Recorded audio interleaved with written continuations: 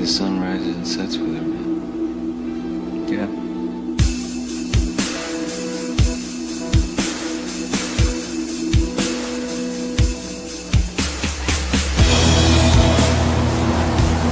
The bank is worth the risk. I need it, brother. We should stay and take it down. That's where I come out.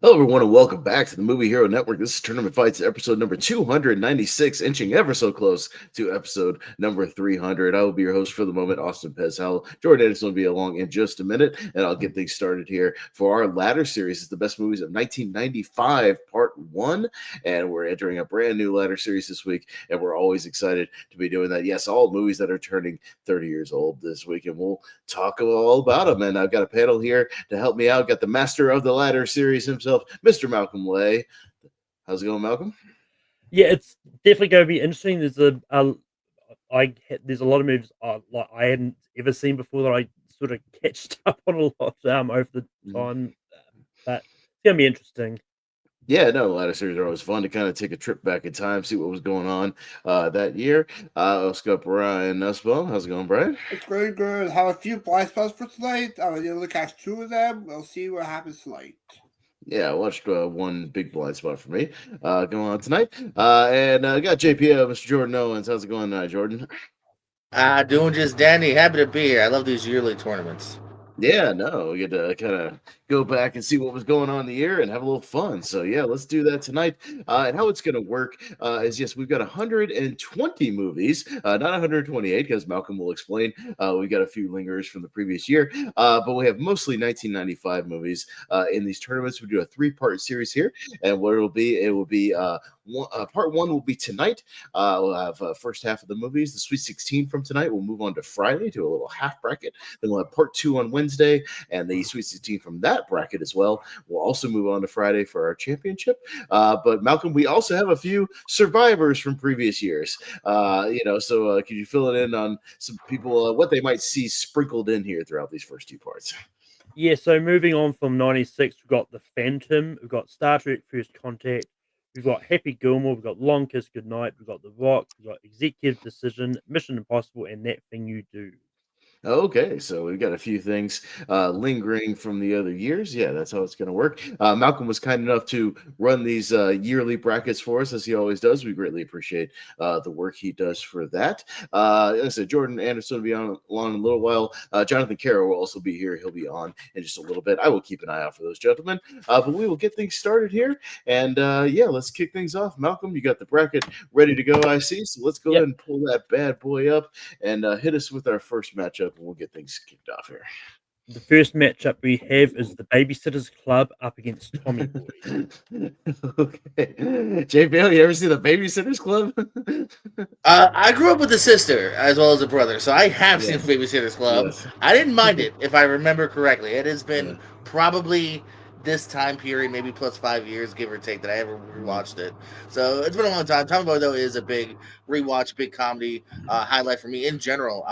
And shout out to it, too, for really standing the test of time. I mean, you can still, to this day, I saw a couple years back. There was like notebooks and things in Target, and there's Funko Pops. Like that's pretty cool for a '95 movie. That still kind of is talked about and loved to this day. So Tommy Boy is going to be a pretty heavy favorite for me. So Tommy Boy. Sounds good, Brian. Yeah, I haven't seen Babysitter's Club. I've seen Adventures in Babysitting, but not Babysitter's Club. But Toy Boy is one of my favorite comedies of the 90s. Great relationship between Spade and Farley. And Fat Guy, Little Cub. So Toy Boy. Tommy Boy. Malcolm. Yeah, I was really late to Tommy Boy. Like I saw it for the first time, like probably it would have been last year at this point. I liked it. I'm not as high on it in that, and I did actually watch Babysitter's Club for this, and weirdly enough, I enjoyed it. I kind of had fun with it, so I'm going to slightly go to the Babysitter's Club. Oh God, fuck you! I know, how dare you have an opinion? No, no, Babysitter's Club. I know I've seen this movie, but I swear it's probably been 30 years since I've seen this movie. Nobody saw it on cable or rented it from Blockbuster back in the day. I have not seen it since then. Imagine it's probably not up my alley this time in my life. But yeah, Tommy Boy is one of the great comedies of the 90s, and it should be a heavy favorite here. So I'll also go Tommy Boy. So we'll put through Tommy Boy here. Got Jumanji up against Get Shorty. Ooh, okay. This is a tricky matchup, Brian. Yeah, I've seen Get Shorty, but it's been a while since I've seen it due for rewatch. But I do enjoy Jumanji. It's a great family movie, great adventure movie, great George Johnson flick. So I'll go Jumanji. Jumanji, Malcolm. Get Shorty. I love. I think it's great. And yeah, look, and it's one of those ones that is a lot of fun. But I really enjoyed Jumanji. I think it's definitely up there in top 10 Robin Williams movies for me. So I'm gonna go Jumanji. Yeah, this is an interesting one. The one I watched for this one was a big blind spot for me. I finally got to Get Shorty. It's been a long time, but I wanted to make sure I filled in my last Gene Hackman gap from this year because I think Gene Hackman's got a couple of 95s. Rest in peace, him and Val Kilmer, who has two 95s. So we'll be popping in there. This was a lot of fun. I had never seen this one. Travolta playing Chili Palmer. Yeah, this gangster. He's really great. It's a good follow up to Pulp Fiction. I love that Gene Hackman was playing like a horror movie director, which I didn't know going in, that he plays like a B schlocky horror movie director. That was pretty great. I really enjoyed the chemistry with everybody and enjoyed it. So Jumanji's an old favorite, but I'm pretty high off of Get Shorty, so I'll go Get Shorty here. Leave it up, JPO. This is a decent round here. I like Get Shorty. I think I went to a little bit later as well. I feel like I might have even seen Be Cool first and finally backtracked because that is the sequel to this. I love movies about movies here. The studio right now is really great on TV. But yeah, Jumanji, just super unique tale. Another one that I've been watching since this time period. Robin Williams. It just kind of clicks on most levels for me here, so I'll go Jumanji. No, fair enough. All right. Unfortunately, Get Shorty does not make it here. We'll go Jumanji. Got shorted. Yep, it sure did. Be cool, everybody. Be cool. Yeah. Probably didn't make it that far either. Yeah, no, I don't think that would make it out of the first round either. We went back in 05. All right, Malcolm. All right. My down arrow is being annoying, so okay. Yeah, all right. I just have to really pausing for attention. That is In the Mouth of Madness. The title didn't really show up that well. Yeah. Up against Village of the Damned. So it's a John Carpenter match. These are both John Carpenter. Yeah. Okay. All right. Sounds good. So Malcolm, you're up first. Yeah. So I did watch Village of the Damned for this. It's one of those ones. It's fine for what it is. The kids are really creepy. And it's fun to see sort of Christopher Reeve and something that's not Superman. But I enjoyed In the Mouth of Madness more than I thought I was going to. I thought it was a lot of fun. So I'm gonna go In the Mouth of Madness. Yeah. Yeah, no, I've seen both of these. Village of Damned's not one of my favorite Carpenters. I would say even Carpenter probably says it's not one of his favorite Carpenters. It's a remake of an older one. It's not great. It's okay. Creepy kids always work. Christopher Reeve, this is like a year before he unfortunately had his accident, so it's like one of the last movies he made, kind of before that. But I've always been a big fan of In the Mouth of Madness, really underrated Carpenter. Sam Neill going crazy, you can't go wrong with that. Getting stuff in this town, and he's having a lot of fun. So I'll go In the Mouth of Madness. JPO. Yeah, I gotta agree. Damned, I don't know. Creepy Kids sometimes works, sometimes doesn't for me here. I don't remember liking this. I'm kind of bored. So Mouth of Madness. I think I blinked for a second there, but Mouth of Madness gets my vote. Yeah, looks like lightning just struck your house, JPO. You're all right. It's weird. My new laptop, whenever I unplug or plug it, it's like just like hold on. Okay, we're good. It's like, hey. All right, Brian. Yeah, this is a blind spot out for me, but I'll go with the Mouth of Madness. Chris Repez on that one. Okay, all right, that'll be it. Between this and Event Horizon, Sam Neill had a couple of rough years. Yeah, Possession. He's also kind of losing his mind. Yeah. Anytime he enters the horror world, he's got to lose it. Yeah, man. Yeah. All right. Got Virtuosity up against Leaving Las Vegas. Okay, I see. Yeah, it's on me. Yeah, Virtuosity is. I think it's a Denzel blind spot. I've seen pieces of it, like clips here and there. Yeah, him and Russell Crowe. It's one I need to watch the whole thing at some point. But yeah, Leaving Las Vegas. Yeah, that's the one that Nick Cage won the Oscar for. It's a very kind of depressing movie, given the situation that he's literally going there to like kind of drink himself to death. But a very, very good movie and one of his best roles. So I'll go Leaving Las Vegas on this one. Mr. Owens. Yeah, again, not much to differ from you. I started Virtuosity like last year, and for whatever reason didn't get to finish it here. So I enjoyed the premise, although it felt very 90s too with some of the effects. And yeah, Leaving Las Vegas is not exactly a big rewatch because it is super sad. Like you said, he's ready to die more or less. But he's so good in it. The relationship with him and Elizabeth Shue is really good. So yeah, I'll go for that.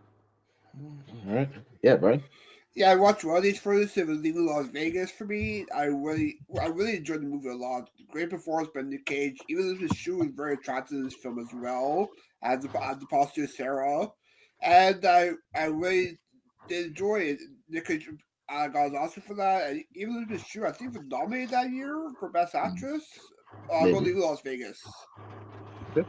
Yeah, and Malcolm. Leaving Las Vegas, I think it's great. I finally got around to it for this, and I think it's really good. Virtuosity's just kind of a mess of a movie, and Denzel's got some better movies in here, so I'm gonna go Leaving Las Vegas. Yeah, he's got a much better movie in here that I'm sure will do fairly well. So, all right, Leaving Las Vegas. We'll take the sweep on this one.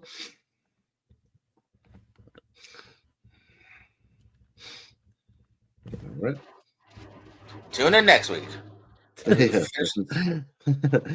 what are our holdovers? Decision. Yeah. Up against Desperado. Okay. All right, JPO, back down to you. I like this. This will be a fun double feature here in 90s action. Actually, just saw Desperado in the last year or so, actually, because I've seen Once Upon a Time in New Mexico or just Mexico, the sequel. Never saw the 90s one, and I finally went back to it. And it's fun. It definitely has its slightly smaller budget. The one before it has way smaller of a budget. El Bandito or whatever. El Mariachi. Mariachi. There you go. Yes, I was thinking of the wrestler, Bandito. But I've always liked Executive Decision. That's one actually, funny enough, another one I kind of grew up on more or less. Introductions to, at least for me, the Halle Berry and John Leguizamo, and hey, Steven Seagal. You don't get to live long, and I'm okay with that. Executive Decision. Okay, sounds good, Brian. Yeah, I was trying to find that's probably watch for this on streaming. I couldn't find it for some reason, but I seen Executive Decision, so I go to Executive Decision. Executive Decision, all right. Yeah, I've also seen Desperado. I think it's good, but just slightly I did watch Executive Decision for this. It's really good, so I'm gonna go Executive Decision. Oh man, it's a shame. No love for the Desperado, man. I love me some Desperado. Yeah, some good 90s Robert Rodriguez with a little kind of Tarantino flair, like a little bit. Like he didn't write it, but it kind of feels like a Tarantino movie. He's got some of his players in there, a little Cheech Marin, a little Danny Trejo. Is Tarantino in it, or am I thinking of something else? He's in it. Yeah, briefly. He's in it. Yeah. Oh yeah, it's got a lot of the players in there, kind of tooling around. Steve Buscemi's in the opening scene. Yeah, telling a story about the sexiest. Yeah, about the sexiest couple you could ever have on screen, JPO, with Salma Hayek and Antonio Banderas. About sexiness Well, is amped up to I've 11 there. seen that scene many times. Yes, I yeah, always know yeah, the movie once. But no, I yeah. was also thinking Tarantino's got a funny monologue too about pissing all over the bar. Yeah, yeah. No, it's fun stuff. Yeah, good action, a nice sense of style to it. So I might have thrown a bone to Desperado. I think that movie's a lot of fun. But yeah, executive decision. We'll hang on for now for this one.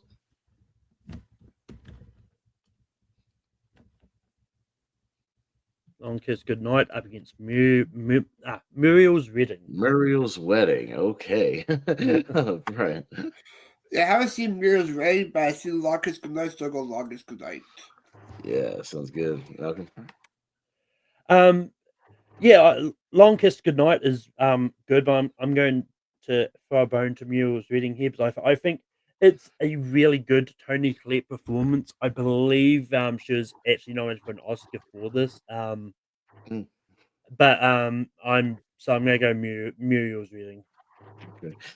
Yeah, I have not seen Muriel's Wedding. Yeah, I've heard it's an early Toni Collette, but I have not gotten around to it. I love me some Long Kiss Goodnight, man. It's a badass Gina Davis, a really underrated Sam Jackson performance in there. I like '90s Rennie Harlan, man. He was rocking and rolling. I don't know what happened now. Strangers Chapter 1, anybody? Not too wonderful. So I'll go Long Kiss Goodnight here. JPO. Expect to feature ASAP question. Who plays the titular Muriel in Muriel's Wedding? I didn't Muriel's even know Toni Wedding. Collette was acting at this point. Yeah, right? So that's a fun fact for me. I didn't even know that. So yeah, blind spot. And for the third time tonight, I guess I was practicing for this tournament throughout the late year because again, Long Kiss Goodnight is something I've seen in the last few months to Nice. 6 months. So yeah, no, great '90s action. I enjoyed Jackson a lot in this. Also, for me, I don't see too many Gina Davis badass films, so I thought that was kind of cool. Little, I felt like I overstayed its welcome a little bit here, but still enjoyed it mostly. So I'll give it a Long Kiss Goodnight for sure.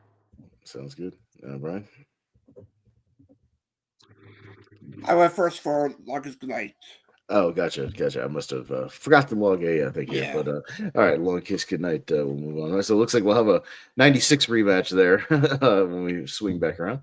We've got Unstrung Heroes up against Mighty Morphin Power Rangers movie. Excellent. All right, this is only on tournament fights. That's right. Malcolm, what you got? I actually haven't seen either of these. Like I've never been a big Power Rangers fan, anyways. But Power Rangers was one of those ones that was on my list to sort of check out if I had time. But it's like just not high on my list.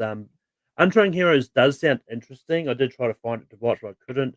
But I'm probably going to slightly go Power Rangers here. It's probably the more interesting one that check out. Yeah.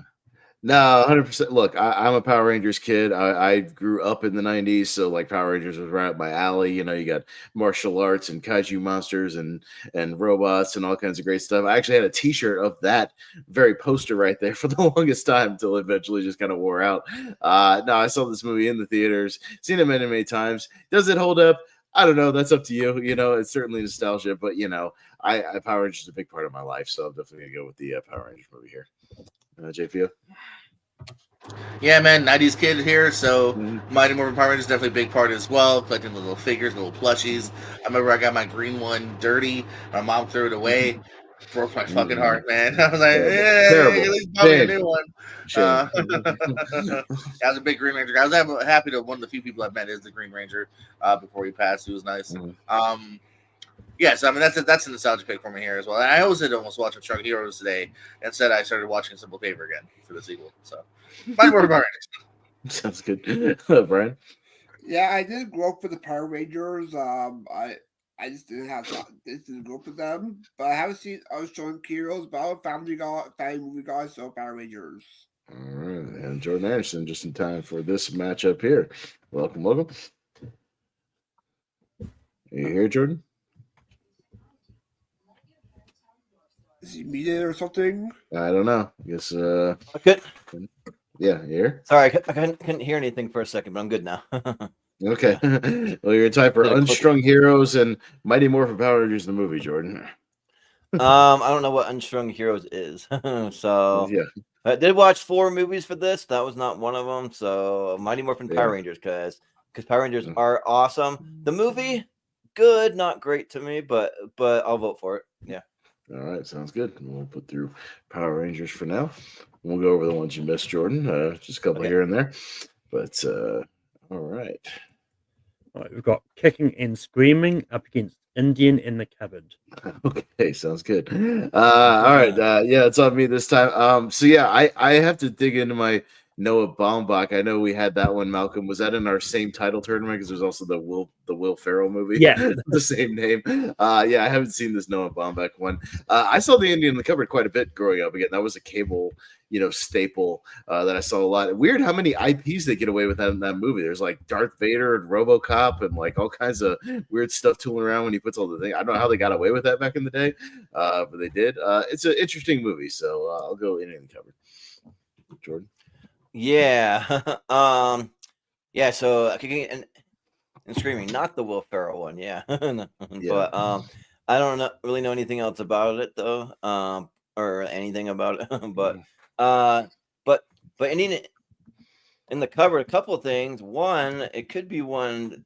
I mean, our upcoming tournament of movies based on books is already like slam packed, but it is based on a book. But I don't know if it'll make the cut.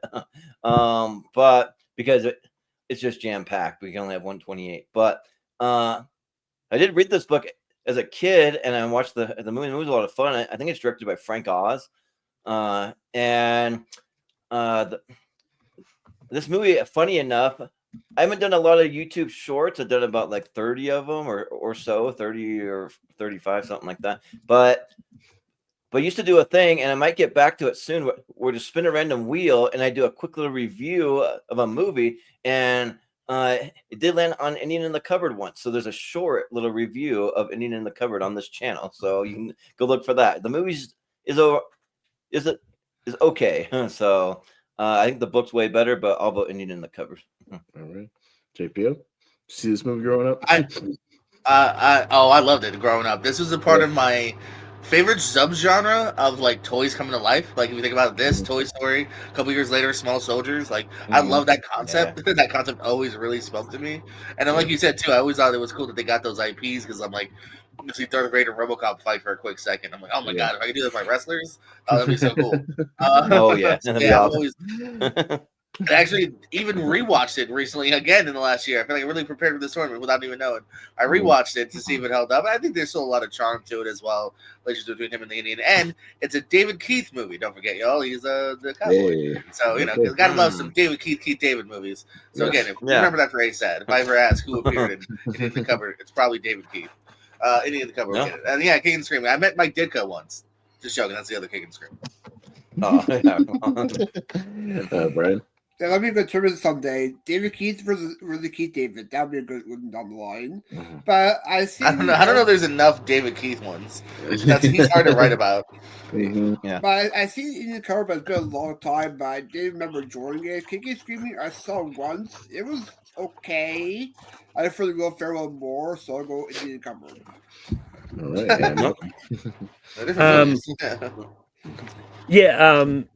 The ending in the Cupboard is one I'm pretty sure I did watch as a kid. I actually watched it recently, and like it's fine. It's one of those ones that didn't really do much for me. Kicking and Screaming is one of those movies I really enjoy because it's one of those ones that tells out friendship and like figuring out what you want to do like after you graduate university and all that. And I think it's one of those good moves that Noah Baumbach's really good for. And yeah, so I'm gonna go Kicking and Screaming. Kicking and Screaming, okay. But in the Cupboard, we'll take this one now. Well, it's a shame they didn't adapt a movie for the Return of the Indian in the Cupboard book. There is a sequel book, but no movie. We've got Sense and Sensibility up against Swimming with Sharks. Swimming with Sharks, okay. Jordan, Sense and Sensibility, by the way, is coming back to my Regal Theater like this week for like a run for the anniversary. It's weird. Oh, nice. Yeah. Funny enough, I've seen both these movies because Sense and Sensibility, I just like it because it's kind of got like weirdly, it's like saying that it has an edge isn't really the right word for it, but it kind of like has that for like a period piece sort of, and because like Alan Rickman and like Hugh Grant and Kate Winslet, they all, and like Emma Thompson, they're all kind of bringing something that like I'm not a big period piece guy, but I actually really like Sense and Sensibility. Like it's weird, just one of those ones that just slips through the cracks that I actually really do like. But I watched Kicking or no, Kicking and Screaming. No, I watched the Swimming with Sharks today for this. This is actually the last of 4 watches that I did, and it's really good. Kevin Spacey just being like a douchebag of a boss, and I can't remember the name of the main actor, but it's James Whaley or Frank Whaley from Frank Whaley from Pulp Fiction, the opening. Okay, yeah, because I knew I'd seen him before, but he yeah, he just wants to be. Say what again? Yeah. Right. But wants to be part of a movie studio that are trying to work his way up within the film business, and then Kevin Spacey just the douchebag of a boss, and then he ends up just getting screamed at and like berated to the point where he can't take it anymore, and he kidnaps him, and he's doing all kinds of crazy stuff to him. So, and you know what? Just because I don't think many period pieces are going to go that far, I do like both of them, but I think I'm actually going to vote Sense and Sensibility here. I don't love many period pieces, but there's a few that I do, and this one's not bad, so I'll go with that. All right, JP. Yeah, no, I gotta go. I'm gonna go with Swimming with Sharks here. I think it's a really bitingly good piece of work. Yeah, Kevin Spacey is a great piece of shit. Some really good monologues and back and forth between him and Whaley here. It's a movie I've liked for years too. I'm glad it's on here because I feel like it's not talked about much at all, actually. So yeah, I'll go Swimming with Sharks. It reminds me of the Billy Madison clip. We just need here's a nice piece of shit. But yeah, and also Swimming with Sharks is impossible to find. You can't like stream it. You can't even rent it. You can't. Well, I think you can buy it maybe, but I think it's even hard to even buy. So I had to pirate it because that's what you do when there's no other option. Sorry, but Swarm. We have him on tape saying he steals. Swarm. Yeah, right. Yeah, Swimming Sharks. I also watched that, Jordan. I watched on Tubi for me because it's on Tubi, and so you can't find you, but for me, it's on Tubi for you. Yeah. Oh wait, where's Brian? Where do you live? Canada. Oh, I always forget. Yeah. I don't pay attention. Yeah. And I really did enjoy Swimming Sharks. Kevin Spacey plays a great asshole of a boss. Daly's not dead. He just unavailable. I will go with Swimming Sharks on this one because I did enjoy it. But yeah, and it's also the second team up this year for Kevin Spacey and Benicio del Toro. They're both in it. So, but Malcolm, what do you say? I mean, rumor has it Kevin Spacey's just not acting; he's just being himself. Yeah. But yeah, I was like, I know I've seen Swimming Sharks once. But I wasn't a big fan of the first time I saw it. I think it's fine. But I really love Sense and Sensibility. I think it's great. So Sense and Sensibility gets my vote. And Austin. Well, you know me. I look up Sense and Sensibility on IMDb. What's the first thing on the tab? Costume drama. That's a pass. So I'll go with Swimming with Sharks. That seems more up my alley. Yeah, so I'll go with that. At the very least, I'd say if you have to be forced to watch a period piece, this is one of the better ones. If you're ever going to be forced 2 hours and 16 minutes, I'll pass. Thanks. Yeah. And also, pass. Is a good Pass. movie. Yeah. I will say that cast intrigued me. I'm with Pez, but that cast almost got me there. Yeah. So we've got Time and Hack versus Crimson Tide. Okay. This is only on tournament fights. Right. Yeah. What you got? Big home improvement guy growing up, so I did like Tom and Huck. That's the one I've seen a lot more. I'll probably be alone. I'm gonna give it Tom and Huck. It's fun. Yeah, sure. Brian. Yeah, of two Tom Sawyer movies, I prefer the one with Elijah Wood more. But yeah, I do enjoy Tom Hawk is a good family movie, but I'll go with Crimson Tide for Gene Hackman's performance. Yeah. Malcolm, what do you say? Yeah, I mean, look, Tom and Hank is good for what it is. It's like it's one of those ones that like an adaptation of like Tom Sawyer and Huckleberry Finn. And I think it's fine. But I did actually watch Crimson Tide for the first time for this as well, and I think Crimson Tide is amazing. It's really good. So Crimson Tide's getting my vote here. Yeah, Austin. Yeah, no, Tom and Huck is another, 90s family staple that I saw a bunch then. I probably haven't seen that movie in like 20 years, so does it still work? I don't know. I haven't seen it in a long, long time. But, I have a soft spot for those 90 family movies. But I just rewatched Crimson Tide again. We did it on Wheel of Movies. You can go back into the Movie Hero archives a couple weeks back. We did Crimson Tide for Gene Hackman. And yeah, it's just two powerhouses going back and forth, with Gene and Denzel. And that's where he gets a lot of his tension, just those two guys just verbally sparring, but it's great. Yeah, the score from Hans Zimmer's awesome, shot really well. Love me some Tony Scott in the 90s. So Crimson Tide all the way here. Yeah. Yeah, I think that Tom and Huck is just okay. I mean, I'm with Brian. I actually really like the Elijah Wood one quite a bit more, because I just think it's like just better acting performances probably in that one. But yeah, Crimson Tide rules. Because I also went back and I rewatched Crimson Tide after Gene Hackman passed. I just watched it on my own, and yeah, that movie is so good.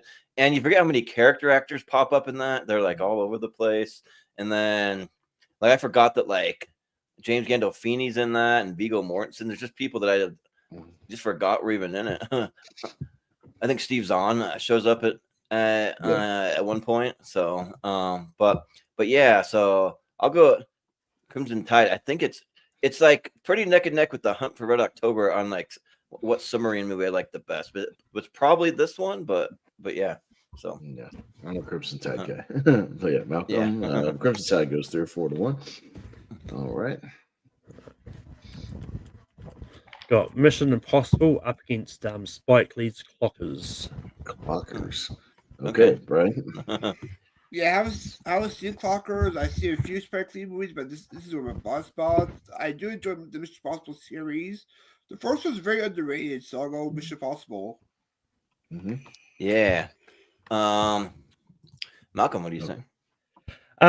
Yeah, I mean, I did watch Clockers for this. I think it's a good movie. Like, it's one of those ones like it's about these like once again like a lot of Spike Lee movies. It's about like drug pushers and drug lords and all that.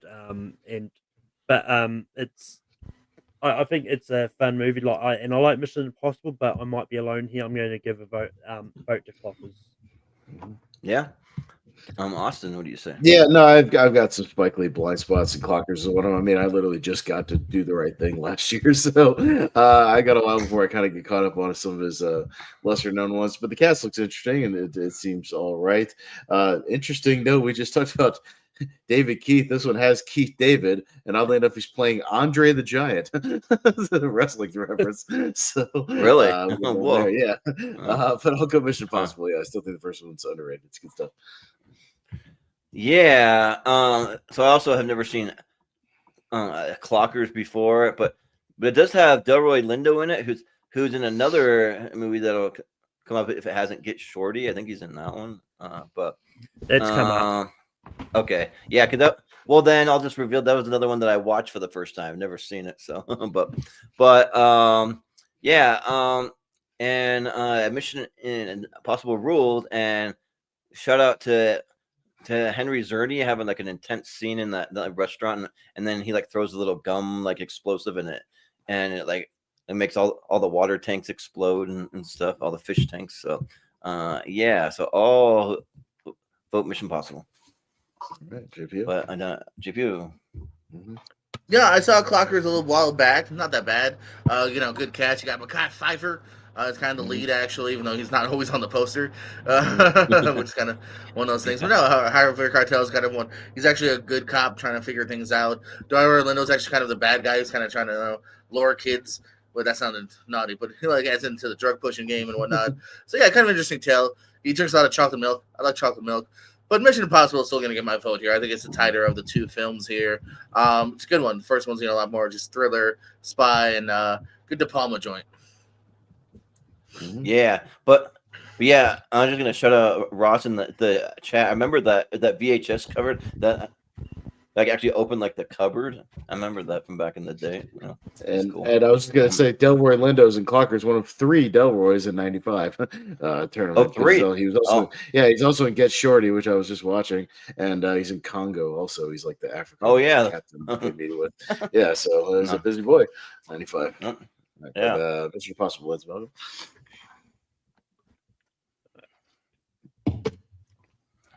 I got Friday up against Grumpier Old Men. Okay. Okay. It's 2 black guys and like the whitest of the white. And it's like the movie of people sitting on their porches bitching about stuff. Yeah, right. Just different types of neighborhoods. Yeah, right. Car matchup. Yeah, that's right. Malcolm's up first. Yeah, I watched Grumpy Old Men for this. It's not as good as the first one. It's one of those ones that if it was coming out today, it would have just been a straight streaming movie or something. But yeah, Friday is incredible. So Friday's getting my vote. Yeah. It's pretty easy here. Yeah, Grumpy Old Men, is a step down from the first one. But I mean, I still like those movies for what they are because I can watch, Jack Lemmon and Walter Matthau just bicker all the time. It's a lot of fun. This original Friday is great, and we'll see what happens with. I know last Friday is like confirmed, like it's finally actually going to happen. I know they've been trying to work on that for a while.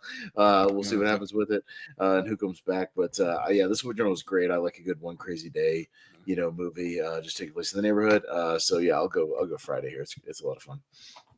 Yeah. Damn. Just them like sitting on the porch, like checking out the girl across the street or whatever.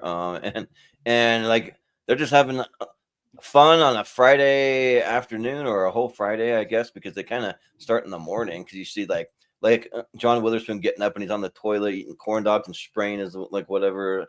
The air freshener thing, but yeah, the movie is great. It's just it's a lot of fun. It's very quotable. It's a good time. And I haven't seen the first Grumpy Old Men, so I'm not going to skip and watch Grumpier Old Men. So I'll go Friday.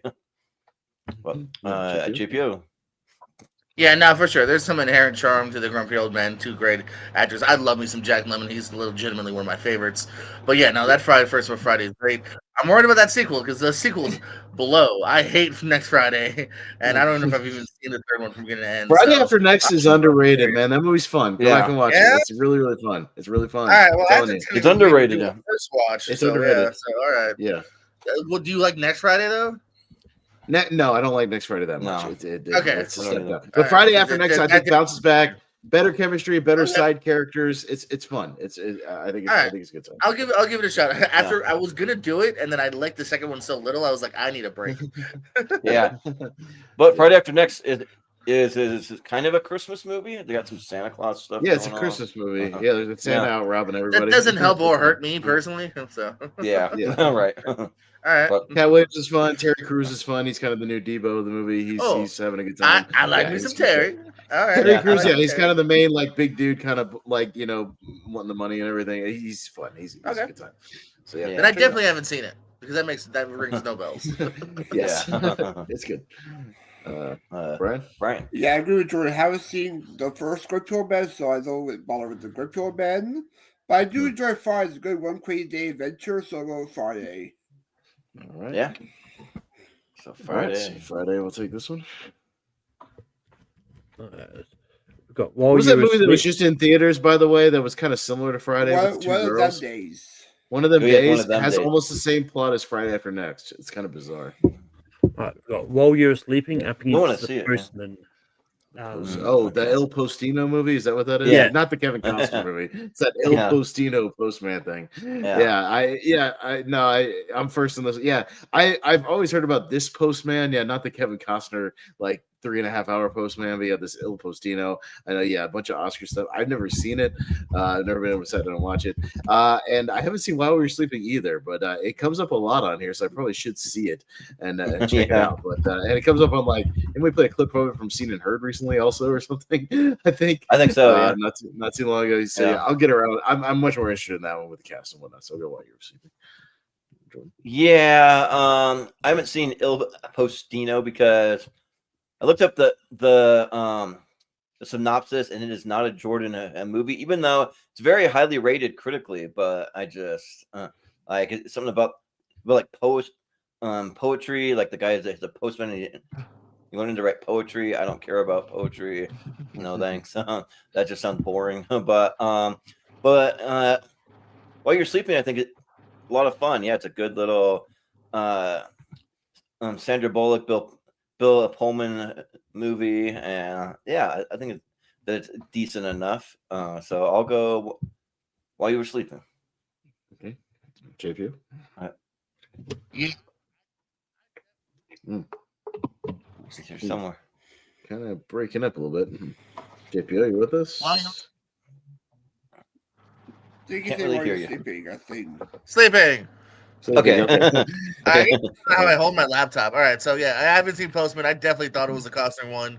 It was very charming, and thankfully Sandra Bullock's casted, because otherwise, what she does is kind of creepy and fucked up at first. But so. You can get away with a lot when you're Sandra Bullock, JPO. You know that's what I'm saying. Like if someone else plays that, like I don't know. I'm trying to think of like an actor that, like I don't know, Sandra Bernhard. If that makes any sense. Yeah. Yeah. Right. Yeah, I haven't seen either one of these as well, but I'll go While You Were Sleeping because it's sort of the Christmas movie, so While You Were Sleeping. Yeah, sure. Malcolm. Yeah, I mean the only reason the Postman is still here is because it's one of the best picture nominees of that year. Otherwise, I would have left it off. Yeah. But I haven't seen it. I did hire out from the library once, and then but I forgot to actually get it unlocked, so I couldn't open the case. So I'm going to vote for While You Were Sleeping. Okay. Well, this is where you need for the poster. You need that like boring that little like clip that just synopsis put me to sleep. I think the Il Postino, it just seems like one of those movies that got talked about a lot, that year, and then the test of time has not been kind as far as people remembering it or talking about it, things like that. Not one of those movies still talk about 30 years later. So. All right. We've got Bushwhacked, yay! Up against the Basketball Diaries. Okay. Excellent. Jordan? Bushwhacked is a lot of fun. It's just Daniel Stern being a scoutmaster and taking them on crazy hiking and camping trip, and that just has all kinds of hijinks and shenanigans and a bear, like all that fun stuff. And the Basketball Diaries is really weird and like boring and just kind of seems like DiCaprio's just like too old to be doing what he's doing, and like they do not speak the way like I would expect high schoolers to really even be like speaking, talking, acting, all that stuff. So I'm gonna give it to Bushwhacked. Okay, and welcome, Mr. Caro, just in time talking about Daniel Stern and Bushwhacked and Leo DiCaprio and the Basketball Diaries. So welcome, sir. Hello, sorry I'm late. I just had some a very important thing going on that I cannot avoid. It's all good. I'm gonna make this easy because I've never seen Bushwhacked. But Basketball Diaries, it's okay. It's an okay movie. Good performance by DiCaprio. That scene where he's begging for his mom to take him back, but he's on drugs. I mean, that's a powerful scene. In the end, it's okay. It's an okay movie, but by default, the Basketball Diaries. Okay. But it's funny. I blind bought the Basketball Diaries for our Brad Pitt versus Leo DiCaprio episode because back then it wasn't streaming anywhere, and so I just bought it. And like that's rare for me. I don't really blind buy movies very often. So, but JPO, what do you say? I too will make this easy because I have not seen Basketball Diaries, but I've seen Bushwhack, so there's enough fun here to be had. I like a Daniel Stern, very rare kind of leading performance as well. So yeah, we'll go Bushwhack. Why not? Yeah, sounds good. Brian, what do you say? Yeah, Rose, I haven't seen, and I agree with JPO, haven't seen Basketball Diaries. I do enjoy Bushwhack. It's on Surprise, surprise. It's on Disney Plus for me, and I do enjoy it. It's a lot of fun, so Bushwhack. Yeah. Malcolm, what do you say? Yeah, I mean, Bushwhack is a fun movie. It's one I don't know if I'll ever go back to, honestly. But I remember watching Basketball Diaries at school for some reason. How to not do drugs when you're in high school or something? Something. No. I don't know. But it was for a reason or something. Like I think it was time of some subject we're doing. Don't remember too much. I remember enjoying it quite a bit actually. So I'm gonna go Basketball Diaries. Yeah. And Austin. Yeah, I saw Basketball Diaries once. It was fine. I think I watched it for like our Leo tier rank or something like that. It's fine. You know, a movie I've seen a lot. I saw Bushwhacked a whole lot on cable. Boy, I see that movie a lot, and I own it on DVD. You know what, JPO? That movie's chock full of character actors. Boy, that movie has a lot of character actors. John Polito, Anthony Heald, Brad Wood, Ann Dowd, Brad Sullivan, Tom Wood, Brad Sullivan, like all these people, like you don't know their names when I'm rattling them off. Boy, I was gonna say I didn't ever recognize half those names, but cool. Okay. I think I know their faces. Okay. Guarantee you, in the next round, I will pull up their pictures. You will know exactly who they are based on their. I'll look it up right now for the hell of it. I'll look it up. Yeah, look at Bushwhacked. You will know like the first 5-6 people. Like they're all people you know. I know Polito. Yeah, Polito. Anthony Heald always plays an asshole, like or a villain in every movie. Tom Wood was in The Fugitive and U.S. Marshals, like one of the crew. Like all these people you recognize. Brad Sullivan is like the not the nun, but like he's in the Sister Act movies, like the male guy nun running around with him, things like that. But I love me some Bushwhacked. It's fun. So I'll go Bushwhacked. Yeah, Bushwhacked. That's good. Mm-hmm. I've got House Guest up against Halloween, The Curse of Michael Myers.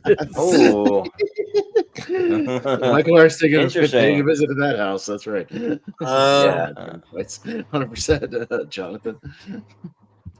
Okay, boy, I would volunteer to do a hands matchup for this one. Okay, I haven't seen either one of these, but I'm gonna go for. You know what? I like Phil Hartman, House Guest, whatever. Yep. JPO. I might have seen it when I was 5. I actually just rewatched House Guest for the first time. Again, random background watch. I really was preparing for this tournament without knowing about it last year. I'm trying to remember. So 5. This is 5, right? Yeah. No, 6. Yeah. Oh, this is Paul Rudd. Yes, part 6. Part 6 of Paul Rudd. Yes, the Paul Rudd. Okay. I'm just trying to remember. Trying to tell them apart. So yeah. Ooh, I'm not that high on that either. This is a pass round for me. What would I go back to? Honestly, probably House Guest because I don't like what they did with the Jamie character.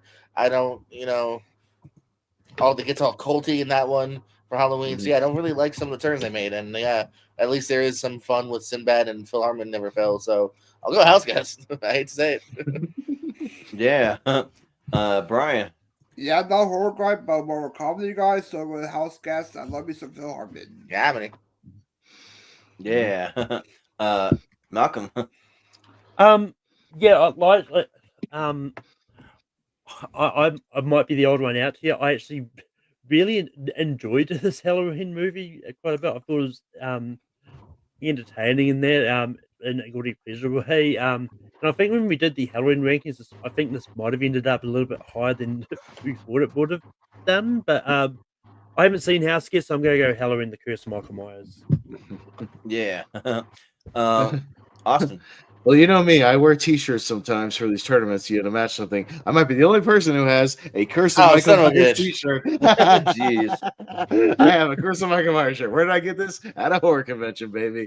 Because of course I did. Did the guy dust off the shirt? Like I thought this was never gonna move. No, he was. Yeah. It was one of those guys who presses the shirts like right there. Like he's got all the designs. Okay. Like press you a shirt right there. Oh, like all yeah. these designs on the wall. Like so, and I was like, who has a Curse of Michael Myers shirt? Well, I do now. So nobody else does. Came in handy for this one. Look, I know this movie's like not great, but like I have a crazy fascination with it. The two different cuts of the movie are bonkers. There's something weird about it that I just keep coming back to. Like I think it's like oddly like not like it's fairly well shot, like fairly well done for what it is. It's just bonkers with the story of it. It's crazy. I like it. It's a total guilty pleasure, but I dig it. I keep going back to it every Halloween. So I'll go Chris Michael Myers, man. I wouldn't be wearing the shirt if I didn't. Yeah. So. Well, funny enough, if you ever get one of those shirts pressed, don't ever get the protective layer. Because last time that I did the guy that was doing it at the mall, he's like, yeah, we can add a protective layer so it'll hold up when you put it through the wash and hit and everything. But it makes the shirt feel like plastic and it's almost unwearable. Like it just it's like really uncomfortable. So I got a shirt like that. That's my only Logan shirt that I have. That's kind of like that. So, but here, so I watched Halloween: The Curse of Mike Myers because of you, Austin. Watched it at your house when I came to visit. So that's right. So that's how I've actually seen it. Yeah, and then and House Guest is really weird. So I actually own a copy because I back when you can get movies from Netflix. I rented House Guest and I just kept it and I never gave it back. So so they probably charged me for it or something. But the premise for House Guest is just bonkers because it's like nothing that could actually really happen because it's like an old family friend that they haven't seen for 25 years that they're expecting it to like meet up with him, but then it's like he pretends to be the family friend and like just roll with it. They're like oh yeah, like you look like my old friend. Yeah, sure, you're my friend. Yeah, like right. Like you would not be fooled by that. Like there's no way. Even after 25 it's definitely years, it definitely has an inherent premise where it's like, man, you really got to ignore that inherent premise. Yeah, right.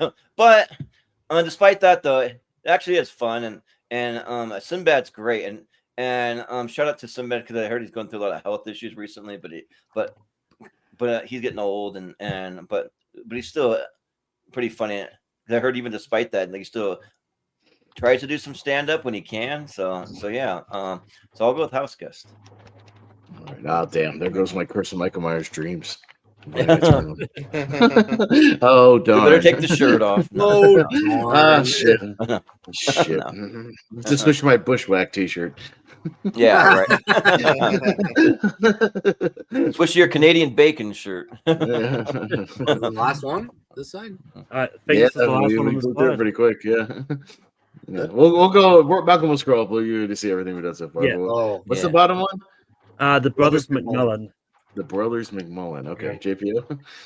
Yeah, I don't mind the Brothers McMullen. This is Ed Burns' debut, where he wrote, directed, and starred in it. And he would do that for years to come, make these kind of small movies. I think he still does it. I don't know. Maybe it's bad. Maybe it shows that there aren't big movies. I can't even recall if he's made one in a few years. But yeah, it's a small but very nice movie. About this family. Canadian Bacon, while it's got John Candy, who I endlessly love, is not necessarily the best piece of work. Him and Chris Farley both ended on kind of small notes like this and almost heroes. Probably just because I feel like no one else will have seen it, and it's probably slightly the better movie. I'll go Brothers McMullen. Yeah. Brian, what do you say? Yeah, I said Chris Farley movie tonight with this and Toy Boy. Yeah, I think Bacon, it's decent. Brothers McMullen haven't seen. I'll go with Secret Bacon. Yeah. Malcolm, what do you say? Yeah, I haven't seen either of these. They both sound interesting. I think the one I'm probably a little bit more interested in seeing is the Brothers McMullen. So I'm going to go with that one. Yeah. Austin, Yeah, no, Canadian Bacon is not one of Candy's best. I mean, I know he was kind of struggling, near the end right there, and some of his stuff he put out later was not great. Brothers from Nolan, I was just looking it up. Sounds pretty intriguing. I like Connie Britton, who's in there. So you know what? I'm gonna give it to Brothers from Nolan. See what happens. Yeah, Canadian Bacon, the rare Michael Moore scripted movie, the only one actually. The guy that did like Fahrenheit 9/11. Oh, weird. And Columbine. Huh. Yeah, his only scripted movie. I'll get to my point in a moment.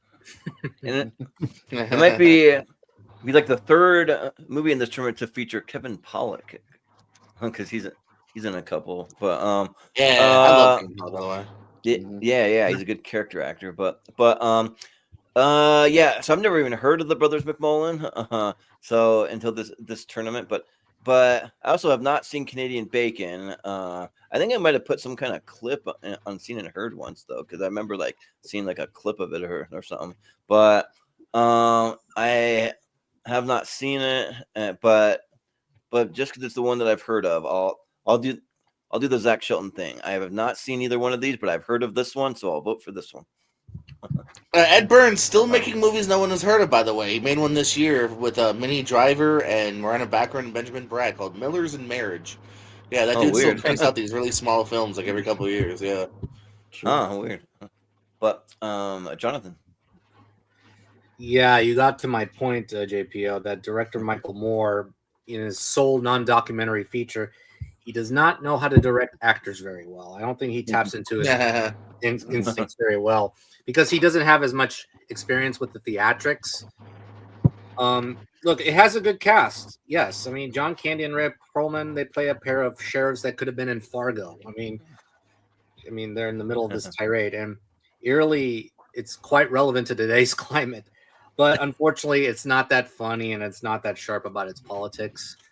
And that says it all. It's not good. And Brothers McMullen, I haven't seen, but I've heard. You know what? I'll give it to the little indie that could. Brothers McMullen. Okay. That's all right. Hey, shout out Ed Burns, another guy on ASAP. All right, let's see. Yeah, that's right. Don't ask me Ed Burns questions tomorrow night, JPO. I won't know the answers. Yeah. Okay. So hold on. Let Jonathan see what we did so far. So. Well, John, I couldn't remember where John. Bushwhacked. Yeah, bushwhacked. Yeah. Oh yeah. So while you're sleeping, moves throw over. Yes. Yeah. Friday over Grumpy or Old Men. Good. Yay. All right. Yeah. Mission Impossible over Clockers. Really? 96. Yeah. Not many people had seen Clockers, so it just wasn't. Right. I saw it.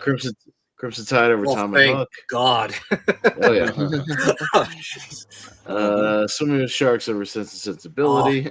I have been wanting to see that movie. I can't find it. It's hard to find. Yeah. It's hard to find. I had to pirate it. And someone else said that. Yeah. Indian in the Cupboard over Kicking and Screaming. Noah Baumbach. Power Rangers over Unstrung Heroes, which nobody had really seen. Stuff, whatever. Long Kiss Goodnight over Muriel's Wedding. Oh man! So I watched Muriel's Wedding for this. That movie was really good. It's good. Yeah. So, But I like Long Kiss better. Yeah. Executive Decision hanging on over Desperado, which no love for Desperado except for me. That was weird. Really? But I wasn't here yet. Damn it. Yeah, I know. Leaving Las Vegas over Virtuosity. Yes. Yeah. In the Mouth of Madness over Village of the Damned, our John Carpenter matchup actually went up against each other. You picked the right one. It's the better Carpenter. Yeah, it's the better Carpenter. Yeah. Mm-hmm. Jumanji over Get Shorty, which is unfortunate. I watched Get Shorty for this. It was really good. Yeah. Same here. I watched it for this too, and then it was great. Man, I miss Gene Hackman. He's so funny in it. Yeah, and Tommy Boy over Baby Tommy Boy. Yeah, I approve of Tommy Boy. Very good. So the other one I was sad about is Get Shorty not making it through the first round. That's my sad one. Not too mad about it. Yeah. All right. Let's see what else we got on the other side. Quick and Dead against Lord of Illusion. Speaking of Gene Hackman, he's in Quick of the Dead. All right, so there we go. We're on Brian first. What is Lord of Illusion? Does anyone know what that is? It's a Clive Barker movie from 1995. Yeah, about like illusionists and stuff. Yeah, it's kind of a horror sci-fi sort of thing. Yeah. Never heard of it. Yeah, I never heard of the top one, but I've seen Quick and Dead, so Quick and Dead. Mm-hmm. Yeah, Malcolm. Yeah, Lord of Illusions is it's kind of a weird movie, but I found it really a really interesting movie at the same time. But I do really like Quick and the Dead, so I'm gonna go Quick and the Dead. Oh yeah, Lord of Illusion. I was looking up these movies earlier. It's that Scott Bakula one. Yeah, yeah, he's in that. But Austin, what do you say? Lord of Illusions. It's a Clive Barker movie. It's got it's kind of a cult classic. It's got magicians and cops chasing them, and it's definitely a strange movie. It's got that culty thing where it's not very super well made, but it's got that following. And there's enough ideas there to where I wouldn't mind seeing a remake of it or something, at some point. But yeah, I'm gonna go Quick and the Dead here. Really fun western, great cast. Loaded cast of just tons of people. Yeah, Russell Crowe and Gene Hackman, and even in the beginning you got Tobin Bell running around there. Yeah, Sharon Stone, DiCaprio again. This is probably the better DiCaprio movie. Oddly enough, Lord of Illusions also has Kevin J. O'Connor, this Benny from The Mummy. One of 3 movies from that year because he's in Canadian Bacon and Virtuosity. Also, he was a busy boy in 1995. All over the place. But no, here I'm gonna go Quick and the Dead. It's a really fun Sam Raimi western. So I'm going with that. Yeah, I never heard of Lord of Illusion, like I said, but the Quick and the Dead is great. Yeah, it's a fun, especially for a good Western shootout at high noon. You meet and you do the shootout thing, and almost sort of having a tournament of They shootout. basically are having a tournament. Yeah, it's essentially what it is. Yeah. So, if you win, you go in to face the next person. Yeah. So but the cast just stacked. So I'll go with the Quick and the Dead. But Jonathan. Yeah, haven't seen Lord of Illusions. I'm not as high on the Quick and the Dead as y'all, but I do like it. It is fun. I just think that some of Sam Raimi's style does not work, or it's just over the top, in my opinion. It's a little distracting at times, but I like the performances across the board. I'm not a big Sharon Stone fan, but she's very good here. I mean, in addition to Hackman, Crowe, and DiCaprio. So, yeah, I'll go with the Quick and the Dead for this one. Yeah. The other Keith David movie, by the way. He's in Quick and the Dead. He was in Clockers, we talked about. He was busy as well. But he's a busy man. Keith David could probably do a tournament on. That dude's in everything. Right. He's quite a bit. That was a busy guy. GPO. I'm glad. I thought Quick and the Dead was slightly underrated, so I have a decent amount of fun with that. I'll go Quick and the Dead. Quick and the Dead. Yeah. All right.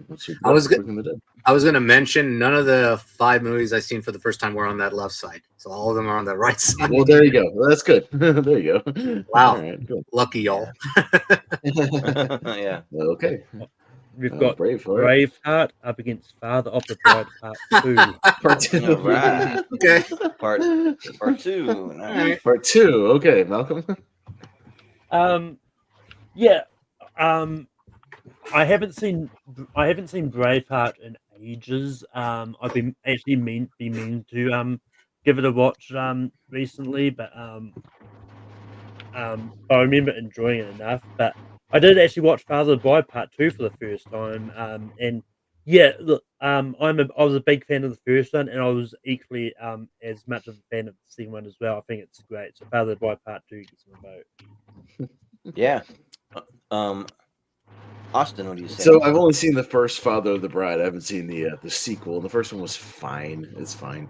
But yeah, Braveheart, I actually didn't come to it until about a year ago. I'd owned the Blu-ray for forever, like a steelbook. Actually, never popped it in. Finally did last year. Remedy that. Yeah, this movie's awesome. It rocks. Braveheart's great. You can see why it kind of won a bunch of awards that year. Took a lot of stuff. Yeah, really good battle scenes. Really good, cool story. Is it true? Who knows? Who knows how much they embellished? The real story. But I don't really care. It makes for a damn entertaining movie and a good kind of rebellion story. So yeah, I'll go Braveheart all the way. Good stuff. Yeah, so I've been playing around with some AI stuff, doing these crossover movies, and I'm coming down to spinning the wheel to do, or just doing a random thing on my flick chart of pairing a different movies. So it came up with Father of the Bride Part 2 and The Simpsons a movie, and I made one called Donuts and Diapers, and it's just a little Simpson style donut with Steve Martin there in the baby. So, yeah, I mean, the Father Bride movies are fun. I mean, they're ones that I could have fun just sitting down with my family and watching. But like Braveheart rule. I think Braveheart is like one of the best movies to.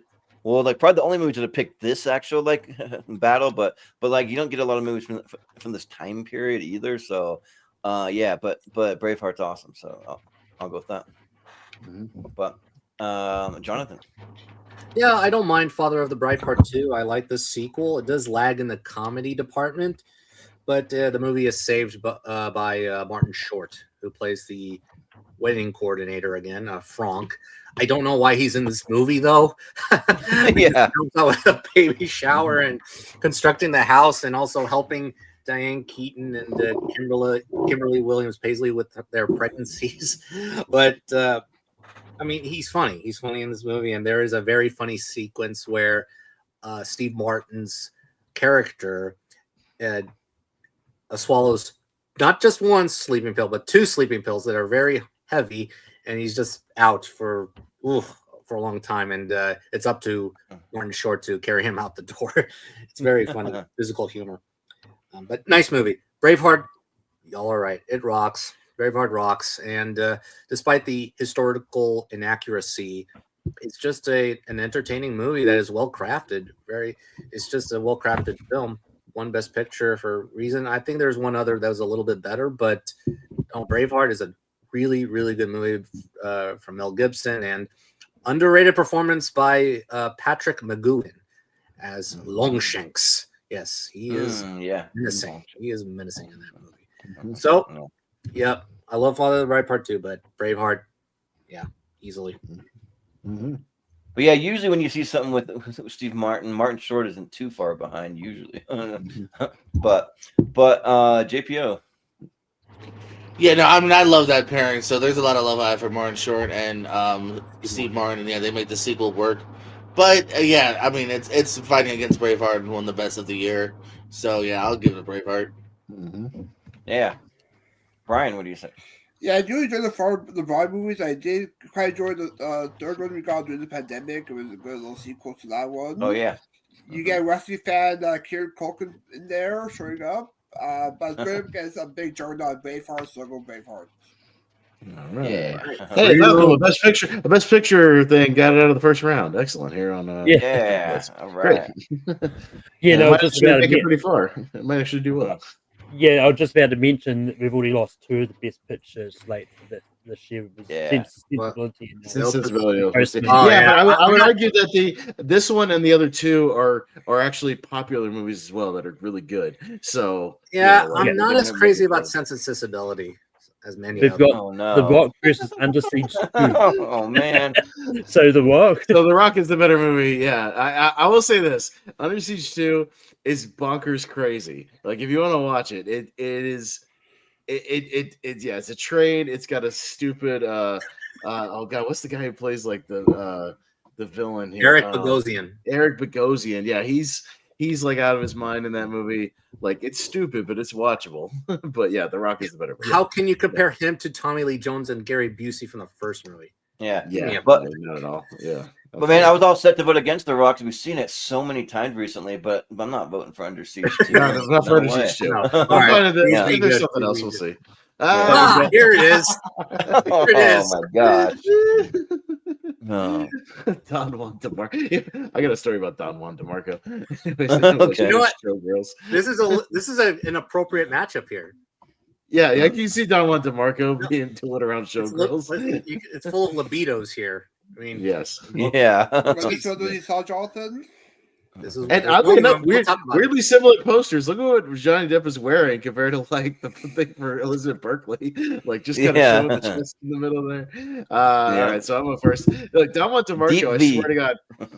The Jacksonville Publix I worked at for like 12 years had like, you know, those random DVDs you see at the grocery store sometimes, like in the checkout line. I swear there was a copy of Don Juan DeMarco for like 10 years, just sitting on one of the registers that nobody bought it. Not even me. Just sitting right there. And so I've never seen it. Showgirls is kind of incredible. Yeah, it's Paul Verhoeven, batshit crazy. It's nuts. It's one of the infamously like bad movies from '95, but very, very entertaining and insane. So I'll go Showgirls here because I love me a great epic bad movie. Jordan? Well, it's funny. I've only seen one of these movies, and it's not Don Juan DeMarco.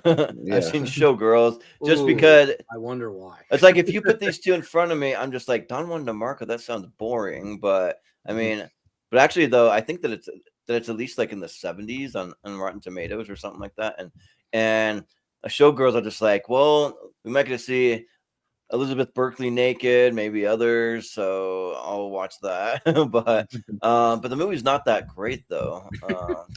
So just because it's not good, I'm actually going to vote Don Juan DeMarco because the older that I get, I'm kind of a little more intrigued to see it. So sure. But Jonathan. Yes, it's my turn. All right. I've not seen Don Juan DeMarco, so we'll leave that aside. All right, here we go. Number one, Showgirls. The most interesting one of the lot. Yeah. Okay, so this is the movie that got me pensive about how to comprehend my feelings and experience towards this movie. It's available on Tubi if you want to check it out. Holy moly, it's an experience. It's an experience that made me feel a lot of feelings. So my test was like I had to look. Yeah. Okay. But the test was I had to look beneath the surface of the obvious nudity and sex. So I needed to know like what is this really about in the end?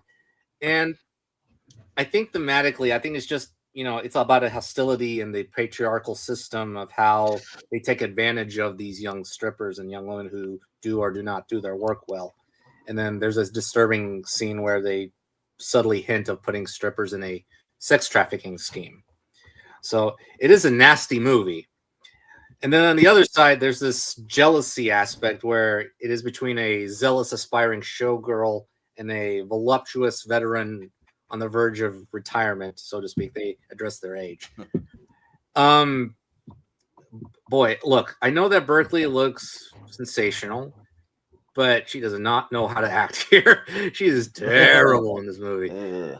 Yeah.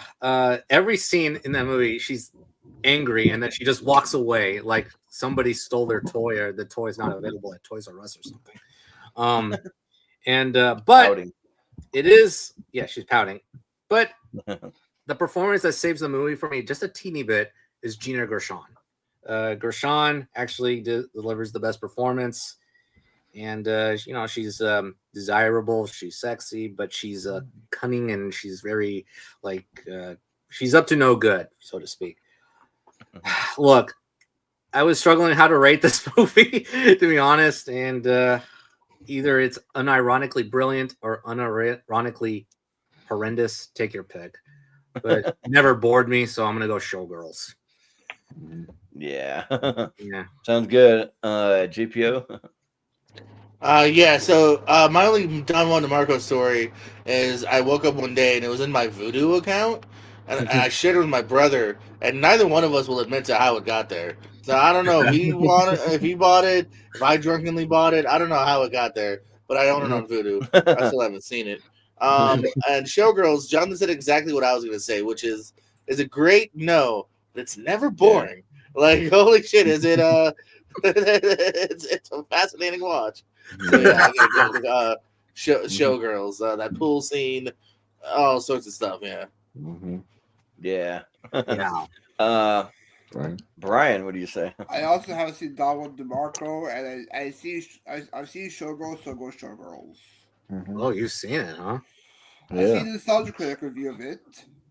And I swear, have you seen it? Or wait. I see the review of it. I see clips of it. So okay. All right. Don't say you saw it then. Yeah. And I swear that maybe I have seen Don Juan DeMarco because I do remember the Bryan Adams music in there. Yeah. So I don't know. Maybe I just saw it clipped, but Malcolm. I don't know what you're talking about, Piers. Showgirls was a great family movie. According to their family movie tour. Yeah, it's a good family movie. For the whole thing. Yeah, no, Yeah, I have seen Don DeMarco.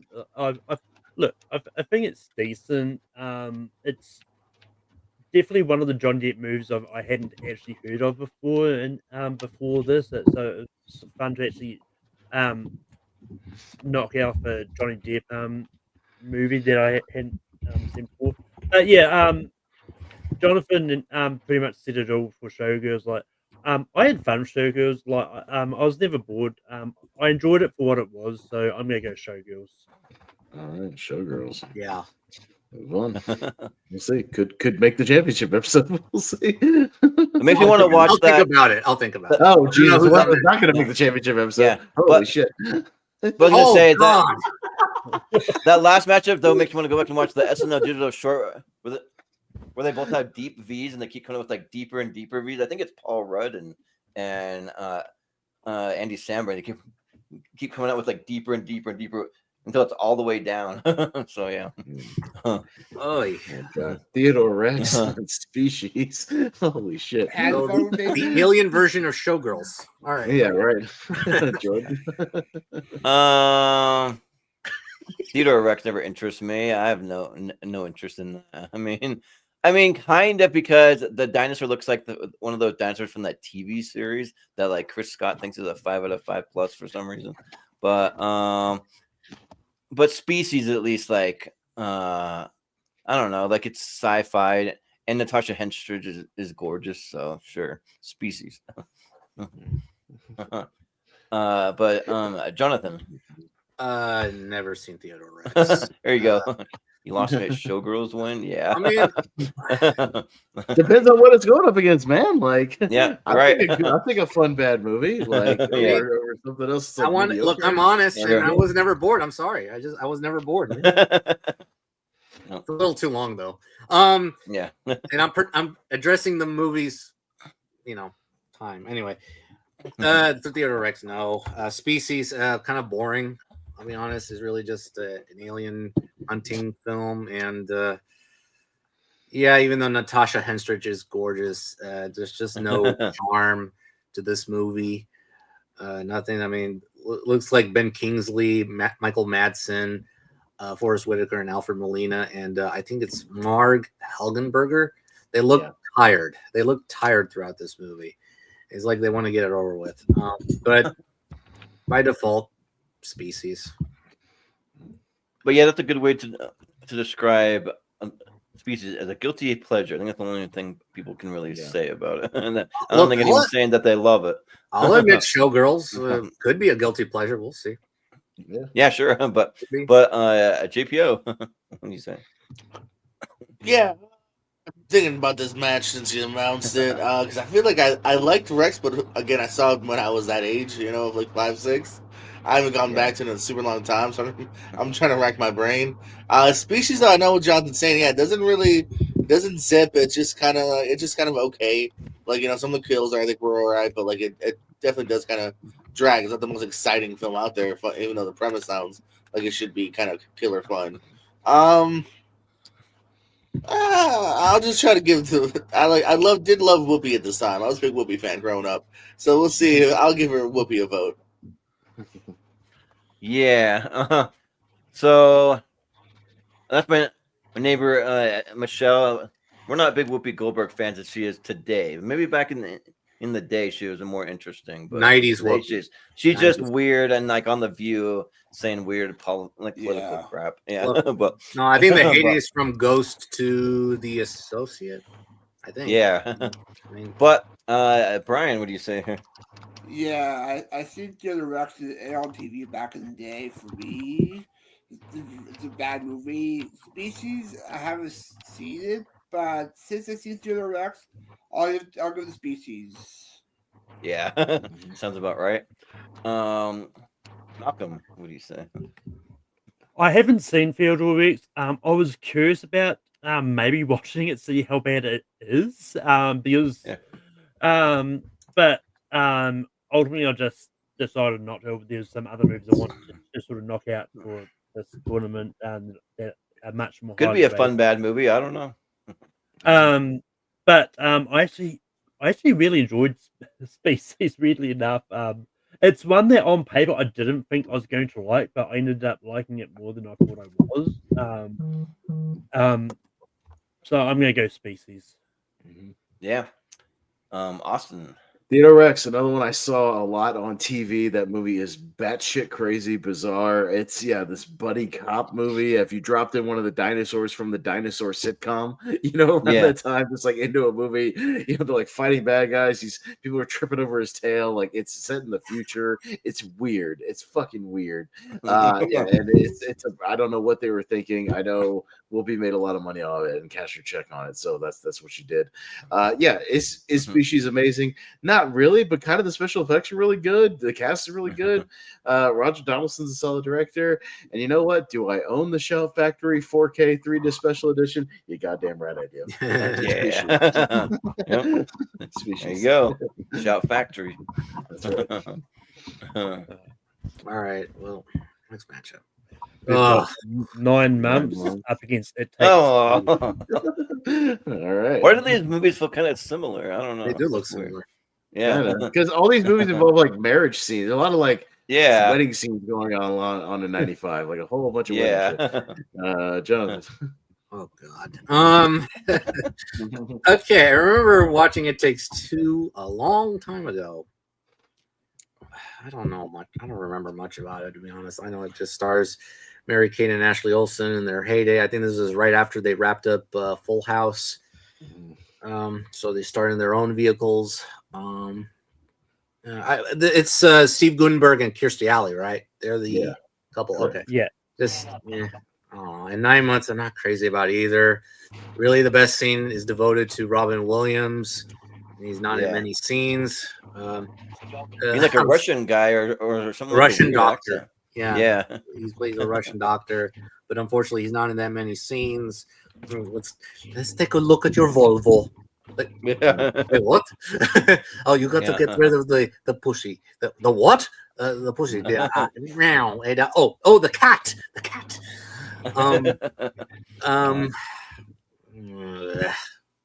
9 months. Sure. You sound really excited. BPO. I gotta go 9 months pretty easily as well here. It's just the one I would go to more. I'm not like over the moon about it, but It Takes Two. I don't think even that did much for me, let alone now. Yeah. Brian, what do you say? Yeah, I've seen It Takes Two. I believe I saw 3 times on VHS and on TV as well. It's sort of like a Parent Trap, almost S movie, almost if you think about it. I do enjoy the camp scenes. Kirstie Alley and Steve Guttenberg has good chemistry. I'll be the lone one word for It Takes Two, so I'll go with that. Yeah, sounds good. Malcolm, what do you say? I remember seeing these back when they first came out. I haven't seen them or thought about them since. But I think just slightly. I think I enjoyed It Takes Two a little bit more, so I'm going to go It Takes Two. Yeah. Austin. Look, It Takes Two. We owned a like Blockbuster pre-owned VHS of when I was a kid, so like this movie got a lot of play. I know this movie very, very well because if it was in your stash of 30 or 40 VHSs, back in the day, you watched it a lot. And I've seen this movie a whole bunch. It's not bad for what it is. It's got like a summer camp thing going on. Like Guttenberg and Kirstie Alley are fun together. I haven't seen 9 months, so I'll go with the one I've seen probably a good 20 or 30 times. I'll go with It Takes Two. Yeah, I've seen 9 months once, I think, and It Takes Two maybe twice, but I can remember just a little more about it. Yeah, it's very much like The Parent Trap. It's got the summer camp. It's got the like parents trying to get together, like all that stuff, and it's okay. It's nothing great, but it's certainly better than any of the other Mary-Kate and Ashley movies that they put out. Those weird, just straight to VHS, like weirdo ones. But so yeah, I'll go It Takes Two, I guess. Yeah. Oh, thank God. Yeah. Put the twins through. Yeah. Jonathan was just hoping it wasn't going to end up being a tie, because he was going to be a tie vote. Oh yeah. Oh shoot. All right. Waste your tiebreaker on that. What's next? We got Judge Dredd Ooh. up against Kelsey Demon Knight.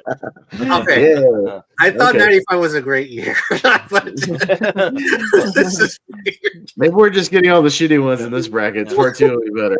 I don't know. Oh yes, part 2 was way better. Trust me. Okay.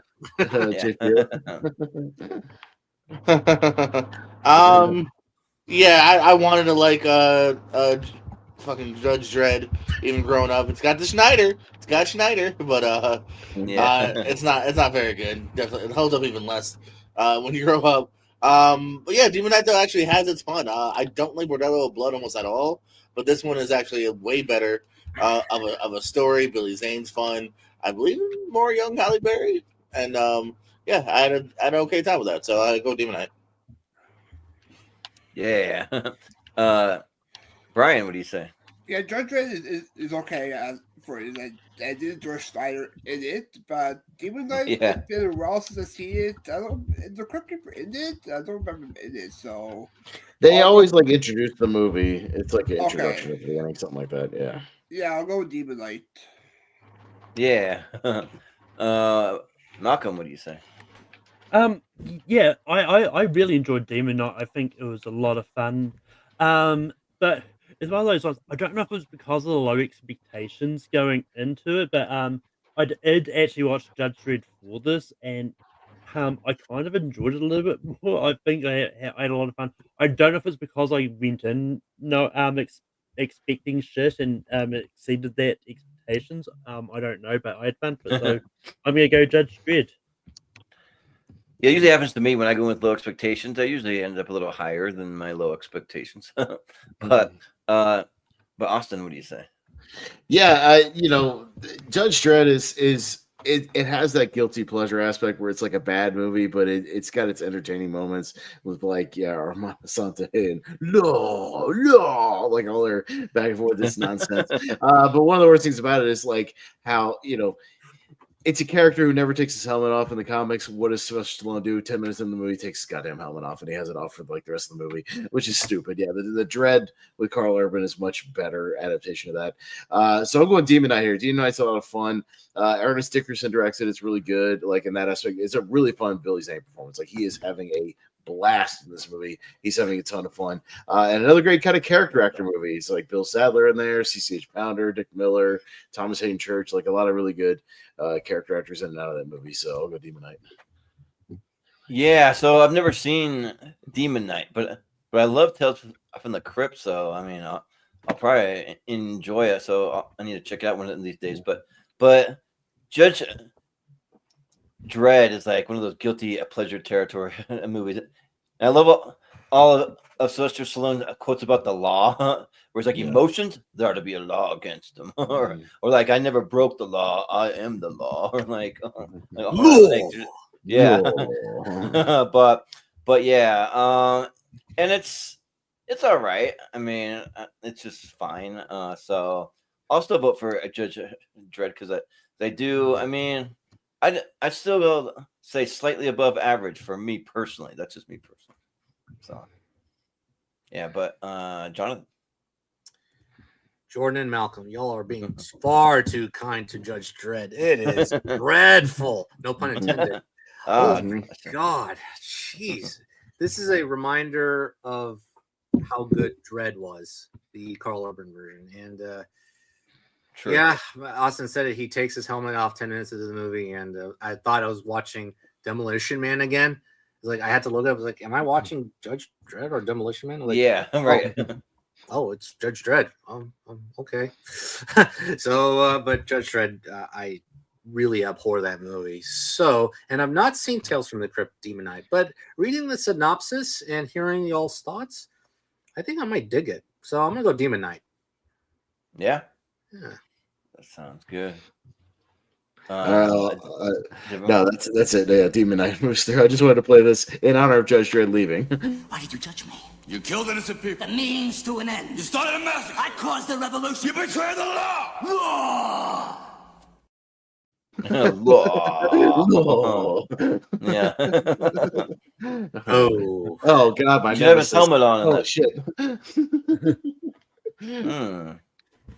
Tank Girl and Major Pain. Wow. One of these is good, Very Brian. cheesy. Yeah. Yeah, I haven't gone with the Tank Girl, but I've seen Major Pain. I've never seen on Disney Plus, so I'll go Major Pain. Yeah. Malcolm, what do you say? Yeah, I have seen both of them. Like Major Pain is like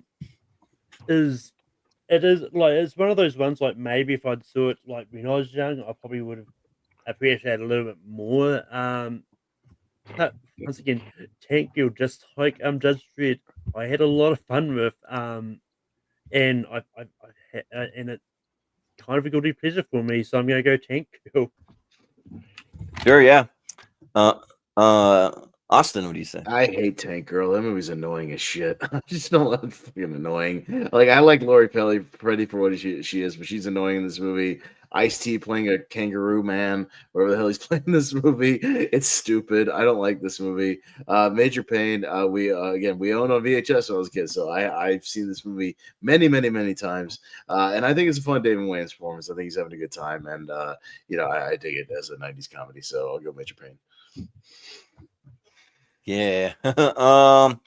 Yeah, I've actually never seen Tank Girl, but yeah, Major Pain's great. Like I probably watch this movie at least once a year. Like this movie's so much fun. You ever heard the story about the little engine that could chugga chugga chugga chugga toot toot or like I've been known to cut a rug and like him on the dance floor or like one tubby, two tubby. There's just so much, so many fun things that I watched an interview. I'm trying to remember who was interviewing. I think it was, it was on the Big Shaq podcast. They interviewed Damon Wayans and he had his hat from Major Pain hanging up behind him. So they had to ask him about the hat and like partway through, but yeah, I think that movie is so much fun and yeah, like I'm a big Damon Wayans fan, even though I've heard some stories of him on set. They can be a little like difficult to work with, but I don't know. I can't verify that. I've just heard stories, but yeah, I'll go Major Pain. But Jonathan. Yikes. Okay. I don't like both of these movies. But the question is, what do I like more? Okay. Major Pain, he plays an annoying character. I'm sorry. He plays such an annoying character that I just want to just take the Monty Python crew and just tell him and escort him out of the movie. Just, like the ending of Holy Grail. And Tank Girl is an empty movie. Nothing worked. I laughed a few times in Major Pain, so Major Pain. Yeah. I mean, everybody has to laugh at least once in that. I feel like there are a few times. Yeah. But JPO, what do you say? Jonathan, you hater, you. I like Major Pain. I think it's a pretty fun time. Hey, Bam Bam Bigelow cameo. Shout out to wrestling fans. Tank Girl Man is something I saw a couple years back. You could tell it's from like some sort of lore, like a comic book, because they're trying to do a lot of shit, and it just doesn't really come to one nice cohesive movie. I also don't know if I love that performance either, or even the character, maybe the way it's written. So yeah, I didn't like Tank Girl that much. Major Pain is I don't want to call it guilty pleasure. It's a pleasure. It's a fun movie. So I got to go Major Pain here. Mm-hmm. Yeah. Although that the young black kid in it evidently has grown up to become a really weird guy. Yeah. I think that the Major Pain that's Hillary from the Fresh Prince. Yes, Karen. Yeah. Okay, but actually, she was good in the movie. Yeah, you pointed out. Yeah. Yeah. But Brian already went. It's Major Pain. Yeah, we're first. Okay. Major Pain. All right, we've got Restoration up against Heavyweights. Okay. What's Restoration?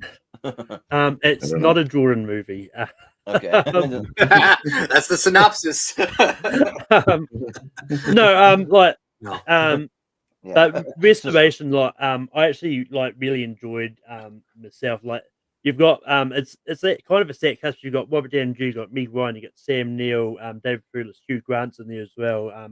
Ian McKellen, so basically any British actor from and there. But I found it a fascinating movie because like it's pretty much like about this physician who found himself sort of in the service of King Charles and like saves life and all that. And I think I personally think it's a really good movie. Like Sam Neill's great as the king in it. And yeah, and like and Heavyweights like I was going to give it a rewatch.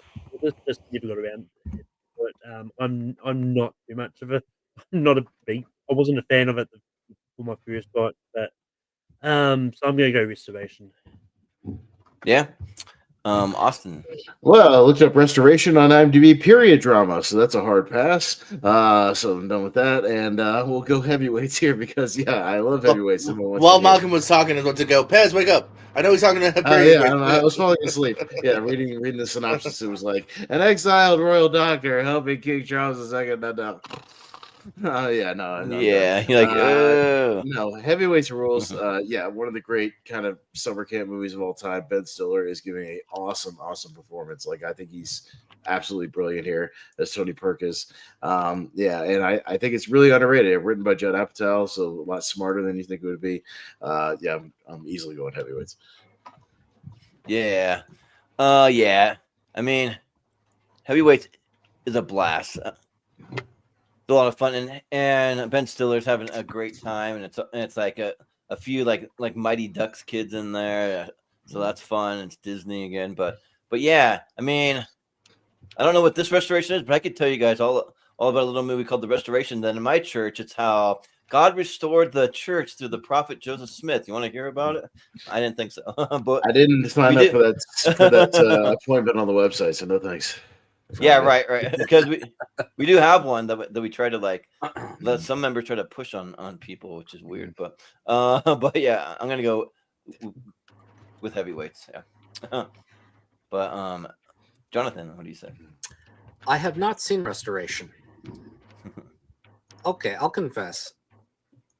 Heavyweights is starting to grow on me a little bit, just a little bit, because of Ben Stiller's scenes as Tony Perkins. He's great. He's funny. Like, get on the scale, son. All right. Get off the scale. He's great. I think the reason why I'm not as high is because of the ending, the last 20 minutes. Like Ben Stiller's out of the movie, and then afterwards we get to this race, and I was like, we probably didn't need that. I don't think we needed that. I think it ended pretty well there. So I think there was just a bit of fluff there, but you know what? Heavyweights, you get a lucky pass. Thanks to Ben Stiller. So Heavyweights. Yep. Perkins power. But GPM. Choice here, Heavyweights. Yeah, another one. Blind Spot will probably continue to be one. Yeah. Brian. Lars, what kind of name is that? Where that from? Far away. I'll go with Heavyweights on this one. Yeah. Heavyweights is a great piece of life advice. Would you guys like to hear? This is good advice for anybody. Now, who wants to tell us the lesson we learned here? Don't put Twinkies on your pizza. Yeah. Good life advice for anybody. Yeah, that's very valuable. Good advice. The usual suspects, just Tales from the Hood. Oh, Jesus. What a match. Yeah. All right, it's on me. Look, Usual Suspects, it's a good movie. I have not seen it in years. I need to go back and watch the full thing again. Obviously, a very lauded, script and whatnot. But here's the thing. I love Tales from the Hood. I love anthology movies. Tales from the Hood is always what I've advocated for. It is a ton of fun. It's got my boy Wings Hauser, rest in peace, who just died a few weeks back as one of the cops in the early ones. It's bonkers crazy. Has a really awesome ending with Clarence Williams III, playing like the devil. And so it's super, super fun. Banger soundtrack, man. Go on Spotify, listen to this rap soundtrack. It's a banger. So you know what? I know Usual Suspects will probably go through, but I'm voting for Tales from the Hood. I love this movie. Yeah, so I've seen both of these. Tales from the Hood is a lot of fun. Yeah, like I really like anthology style movies like this, and yeah, this is fun to hear it from like the black perspective and all that. But The Usual Suspect, I had not seen it until this tournament. I watched it for the first time, and I already knew the ending and the twist that's been spoiled to me years and years ago. But because if you're online anywhere, people are going to talk about Kaiser Soze or whatever. And I will say, like, for all the hype, see, that's the problem. When you go with low expectations, you end up loving it. But there's so much hype around this movie, like it's one of the greatest endings of a movie, and it's just like, I mean, the ending is good, but I just found myself, maybe I went in with too high of expectations. I wasn't loving it. Like I was just kind of like this is good, but I don't know. It just seems like a product of its time. I don't know, but so funny enough, I think I want to just for fun show some love to Tales from the Hood because that movie's a lot of fun. So I'm gonna go with that. so yeah. But Jonathan, what do you say? Yeah, I have not seen Tales from the Hood. The Usual Suspects, you know what, funnily enough, I'm not as high on it. Yeah, I think it's a good movie, not a great movie. Despite a very good cast. The ending's great. Kaiser Soze. Yeah, just there's intrigue throughout the film. So I'm gonna be fair to myself and I'll just go for The Usual Suspects. I will not be that irate if Tales from the Hood goes through. So that's I'm not that crazy about The Usual Suspects. There you go. I was playing some Tales from the Hood soundtrack in the background. Go ahead, JPO. Nice, but the song's about I do like Tales from the Hood. I have seen it. I've even seen I think both sequels, or I don't know how many sequels are there. There's 1 or 2 sequels. They're not very good. This one's pretty good though. Worth checking out if you haven't seen it. But I am a stan for Usual Suspects. I think it's great. It's a Joss Whedon script. It's Bryan Singer directing. They're both evidently assholes in real life, but they make good movies. Shit, I don't know what I'm saying with that. I just realized, I was like, oh yeah, that's a bad combo now, isn't it? But Usual Suspects will get my vote. Yeah, the best thing for me, if I'm using What do you think we're gonna get copyrighted for this? Yeah, I'm gonna copyright. That's why I only played 10 seconds. Relax. I only played 10 seconds. But I was gonna say that the best thing about the Suspect for me actually wasn't the writing; it was just the performances. I think that like everyone, but those performances don't have anything good to say without the good writing. Yeah, that is true. But the like even some of the smaller characters, like the Giancarlo Esposito's and Chaz Palminteri, like they're awesome in it too. So yeah, but Brian, what do you say? Muted. So, no, I'm muted myself. Give him a second, damn. Yeah. Second kind of spacey movie tonight. I haven't seen Tales from the Hood, so I'll go Usual Suspects. Yeah. Malcolm, what do you say? So I do like both these movies about the same, honestly. Like Usual Suspects is pretty good. I do like it. But I watched Tales from the Hood for the first time for this and yeah, I had a lot of fun with this as well. You know what? I'm gonna make things interesting. I'm gonna go vote Tales from the Hood. Ooh, all right. We got our first tie tonight. Come on, Jonathan. Come on, put through the underdogs. Come on. Yeah. Put through the underdogs. Do it for Spice One. Come on, I was born to die. Listen. It is kind of dirty to put the Usual Suspects through. The more I think about it, screw it. I'm being generous. Tales from the Hood. Yeah. There's no toxic the people. Tad overrated. It's a tad. No, I'm not gonna say overrated. That's not in my dictionary. I don't know. I think yeah. No, but you gotta compliment me in another matchup though. So sure. There's a big movie coming up. Okay. Congo, yay. Congo up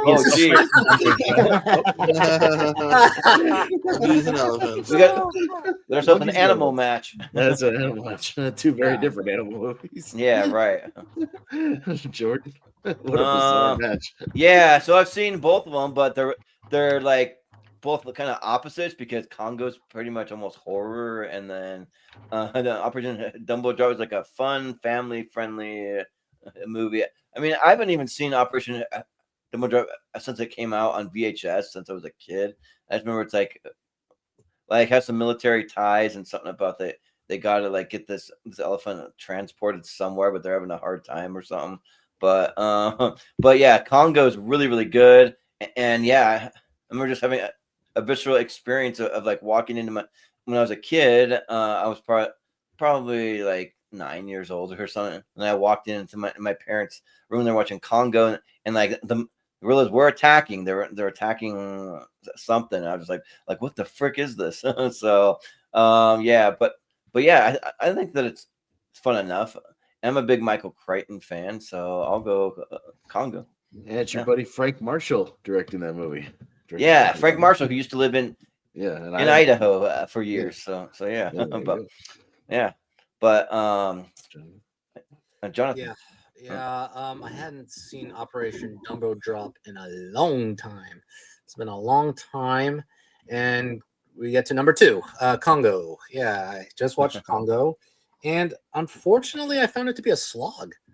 Actually, I did not have a good time because I thought it was going to be some sort of like zany, action-packed adventure, but boy, it's just not very good execution, charmless characters, and they just slow burn for sure. It's a slow burn. Like it takes an hour. It was boring for the first hour, and then afterwards it gets a little fun, a little campy fun. Going against apes. These gigantic killer apes. So yeah, I rate about the same. And Ernie Hudson is actually very good in this movie. Ernie Hudson is fine. You got Bruce Campbell at the beginning who dies immediately. That sucks. He should be in the whole movie. He should have been in the whole movie. Yeah, I actually, I would have. Yeah, it would have been awesome. Yeah, him and one other character in that crew. I don't know. Yeah. But Congo, I guess. Yeah, sure. JPO, what do you say? Yeah, no, I know what you guys are saying about Congo. Yeah, both movies, decent premises on paper. I don't know if either one executes them greatly. A couple interesting moments in Congo for sure, but I think the better film, the one I'd probably go back to, is actually Operation Dumbo Drop. I do remember it being just a fine enough family, fun enough film, so I think it hit a little bit more. Operation Dumbo Drop. Yeah, and I forgot that it has my boy Dougie Doug from Cool Runnings in Operation Dumbo Drop. He's in that, but Brian, what do you say? Yeah, I haven't seen Double Drop. I love the cast. You got Danny Glover if they in there. Congo, it just is decent. So I'll go Congo because I've seen it. Sure. Malcolm, what do you say? Yeah, weirdly enough, I watched Operation Dumbo Drop for the first time a few years ago because I think it might have been when we were doing top 12 Ray Liotta movies for Rankin. Because I only watched it because it was one of the few Ray Liotta movies that was available for me to watch because it's on Disney Plus. And yeah, just like Jonathan, I'm not the biggest fan of Congo. I didn't enjoy it, so I'm going to vote Operation Dumbo Drop. Yeah, sounds good. Austin. Yeah, Operation Dumbo Drop was another one I haven't seen probably since the 90s. Yeah, I remember thinking it was okay. Yeah, it's weird. I get that one and the Bill Murray one from the next year, Larger Than Life, mixed up because they're both like elephant movies from around the same time. But yeah, Congo's kind of a guilty pleasure. I dig it for what it is, and yeah, mostly for the cast. So I'll go Congo. Yeah, Congo. Is that everyone? Yeah, 42. Yeah, 42. Yeah, Congo. Oh, Congo. Yeah. Right. Next up, we've got Heat. It is up against a Goofy movie. Okay. All right. What a goofy matchup. Yeah, goofy matchup. That's right. Jonathan? First. Okay. Yeah. Okay. Goofy movie. A lot of fun. Very sweet. The soundtrack rocks. Yes. But Heat. It's a fucking masterpiece. It's a fucking masterpiece. It's a great movie. It's excellent. The cast all around is great. You got Robert De Niro and Al Pacino going against one another in a mano a mano for the first time. Boy, and it's an exhilarating heist epic. It's fantastic. It's thematically strong. And the one thing that pushes the edge for me is Val Kilmer, because his contribution to the movie, and now it'll go on forever because the clip where he's taking out the mag and then putting another bag into his gun now is shown into like army bases, right? Like military and like SWAT teams and stuff, like all kinds of stuff. Yeah, they use it all the time. Yeah, military bases. So now that's gonna last forever, and that's a major contribution. So easily by 50 miles, Heat. Mm-hmm. Yep. JPO. Don't overdo it. Maybe 40 miles, but come on. Okay, I'll go 40. Yeah, I like a goofy movie. I think it's starting to become very overrated. I feel like people our age are now like putting this movie on another level at another pedestal that I don't quite understand. Movie's good, people. It's not great. Calm down. Heat though is great. Stands the test of time. So like talk of a weird sequel, maybe. I don't know. Whatever. This movie's great though. Heat. It's like half prequel, half sequel. It's coming soon though. It's being made right now, so it's coming. Yeah. Oh yeah. Brian. Yeah, I see both of these. I do enjoy Heat. Not the biggest fan of Heat, but I do love me a goofy movie. I love the documentary that we got this year. On the Plus, great road trip movie, great Forest Sun adventure movie. A goofy movie gets my vote. Yep. Malcolm, what do you say? Yeah, I haven't seen Heat in a while. I remember liking it, but not loving it as much as everyone else. But I really do love a goofy movie. I think it's amazing, so I'm gonna go goofy movie. Sure, yeah. Austin. I swear, if Goofy movie goes through, I'm playing a couple of clips on here. So no, Heat needs to go through on here. It's one of the best movies in '95.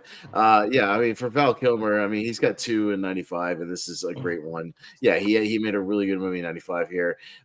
Yeah, I mean does it have its kind of over the top Pacino moments? Sure, but he's also Pacino, like when he sits down with De Niro in that diner, it's one of the great like back and forth, like heavy hitter, back and forth you'll ever see on screen. Maybe one of the greatest shootouts ever put to film with that LA shootout. It's incredible.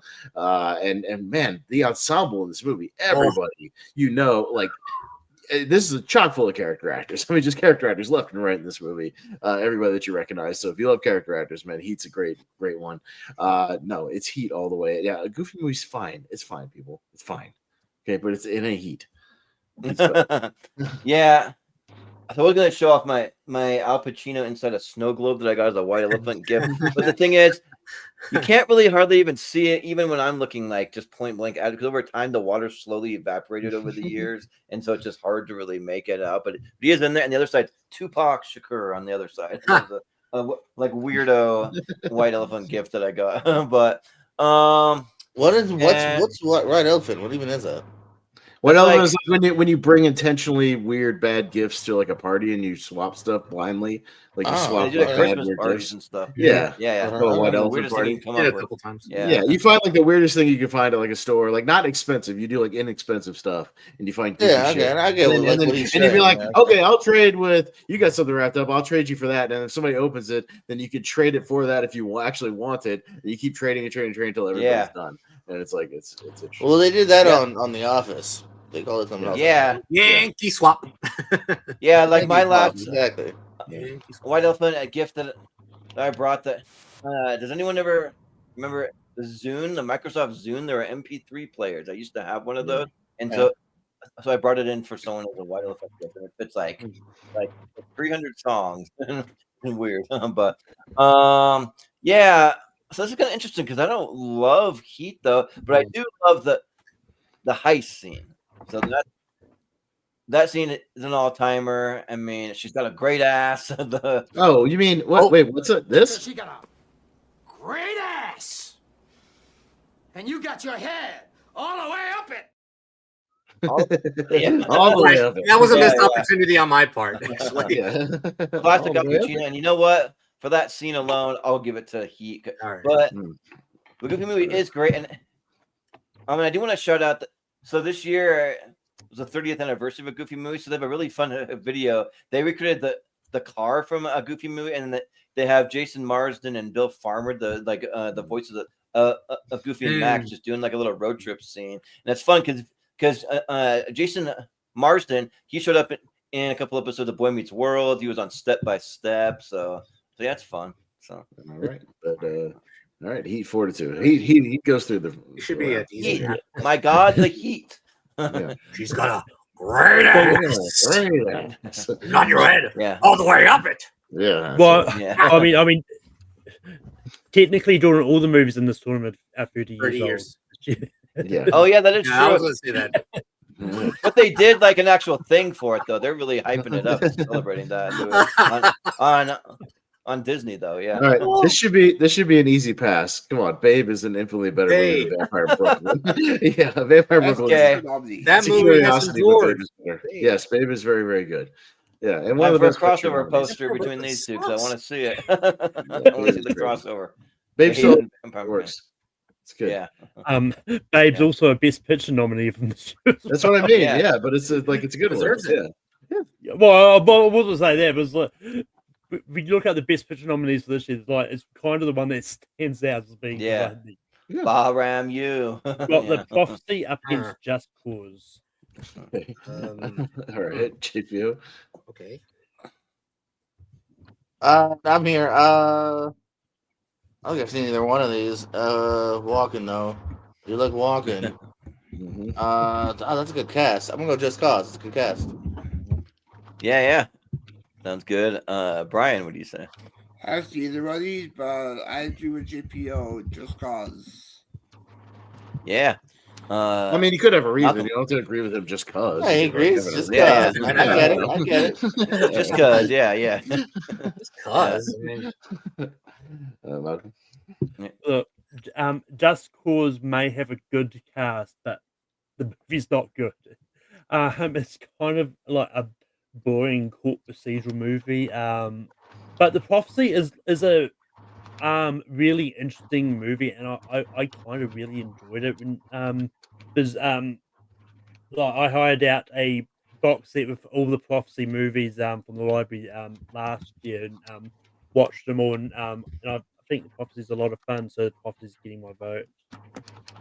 Yeah. Austin, what do you say? Yeah, there's like 5 Prophecy movies. Yeah, Walken's in like 3 of them. Yeah, because I have I at one point watched all of them. It's been a while. It was like years ago. But I bought this DVD. It's an 11 film thing with 5 prophecies and 6 Hellraisers. I got it. Oh yeah, I have this. Those all prophecies. I was going to say I've seen. No, it's 5 prophecies and 6 and 6 of the Hellraiser sequels are on here. Yeah, and it's an insane set. And like I watched, I think the first three. I watched the ones with Walken. He's in the first 3, and I didn't bother with the other 2. But yeah, I mean the first one's all right. Yeah, it's pretty good. Walken's the reason to watch it. But good little cast around. I mean, it's like Virginia Madsen from Candyman, Elias Koteas, our Casey Jones guy, Jordan. So he's in there. Oh yeah, yeah. It's not bad. Good little cast, and it's a fun sort of. Yeah, it's like a little, kind of supernatural horror with some fantasy stuff in there. I like it for what it is. So I'll go Prophecy. Yeah, so I always get Prophecy mixed with the Dead Zone because they're both like him doing some supernatural stuff. I don't know, but and then Just Cause. So it's definitely not based on the video game where you try to overthrow corrupt governments and stuff. But the game's fun. But I've never really even heard of this movie until this tournament. And I have heard of Prophecy. I haven't seen either one. I've seen the Dead Zone, but not Prophecy. But I'd much rather watch a Christopher Walken movie. I think that because he's a little more my style. So I'll go Prophecy. Jonathan. How many more am I first time? Okay, this is number 3. Okay. Just Cause. Malcolm's right. Yeah, good cast. Kind of a boring movie. I was disappointed. Yeah, Sean Connery. I mean, he does his best. It does have a good start. It does have a good start of him meeting up with the killer played by Blair Underwood, and then he sort of teams up with Lawrence Fishburne, the detective in charge who coerced the Blair Underwood's character's confession about 5 years ago or something. But then it just becomes so arbitrary that it becomes so unsatisfying. There's no great execution to this whole climax and to whatever occurs in the ending. So yeah, let me down. The Prophecy I've seen one time a long time ago. I don't remember it that much, but when you said the synopsis, it just came to me a little bit. So it's okay. The question is, what would I rather rewatch? I'll go for the Christopher Walken movie. Why not? The Prophecy. Yeah. But it's one of those posters that has a synopsis right on the front. Yeah. Yeah, it's weird. It's okay. It'll lose to Heat, Jonathan. It's fine. It's Babe. Actually, lose to Or Babe. It'll lose to Babe, so that's fine. Babe, yeah. Babe will go to the next round. Oh, God. Johnny Mnemonic. All right. Oh, hey, cool That's little funny. technology movies. Yay. Yeah. Hey. Johnny Mnemonic. All right. Nice. All right, Brian. Yeah, the Net I really did enjoy when I watched it. I think it was 2 years ago. It's a good little story daytime movie with Sandra Bullock. And there, some good action there. Not bad, Johnny Mnemonic, but I'll go to the Net. Yeah. Malcolm, what do you say? Yeah, I watched Johnny Mnemonic. Mnemonic. Yeah, Johnny Mnemonic. Yeah.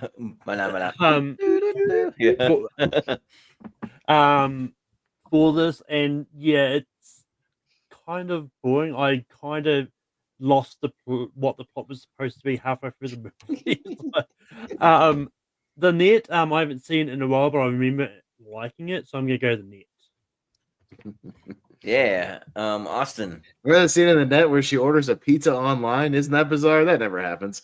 Yeah. that would never be possible in the future. That's definitely a product of his time with this new thing called the internet, guys. You ever heard of it? Yeah. No, explain it to me.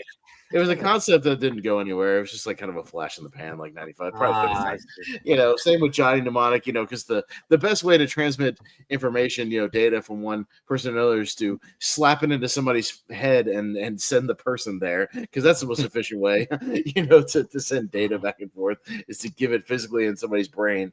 No, that movie's bizarre. Johnny Mnemonic is weird, but it does have Dolph Lundgren in it, and it's Keanu, and it's bizarre Keanu, and I'll kind of go bizarre Keanu over like outdated, internet shit like the Net and Hackers from like 95, 96 that like doesn't really like hold up. So I'll go Johnny Mnemonic here because I've probably seen it a couple of times. Yeah. Yeah.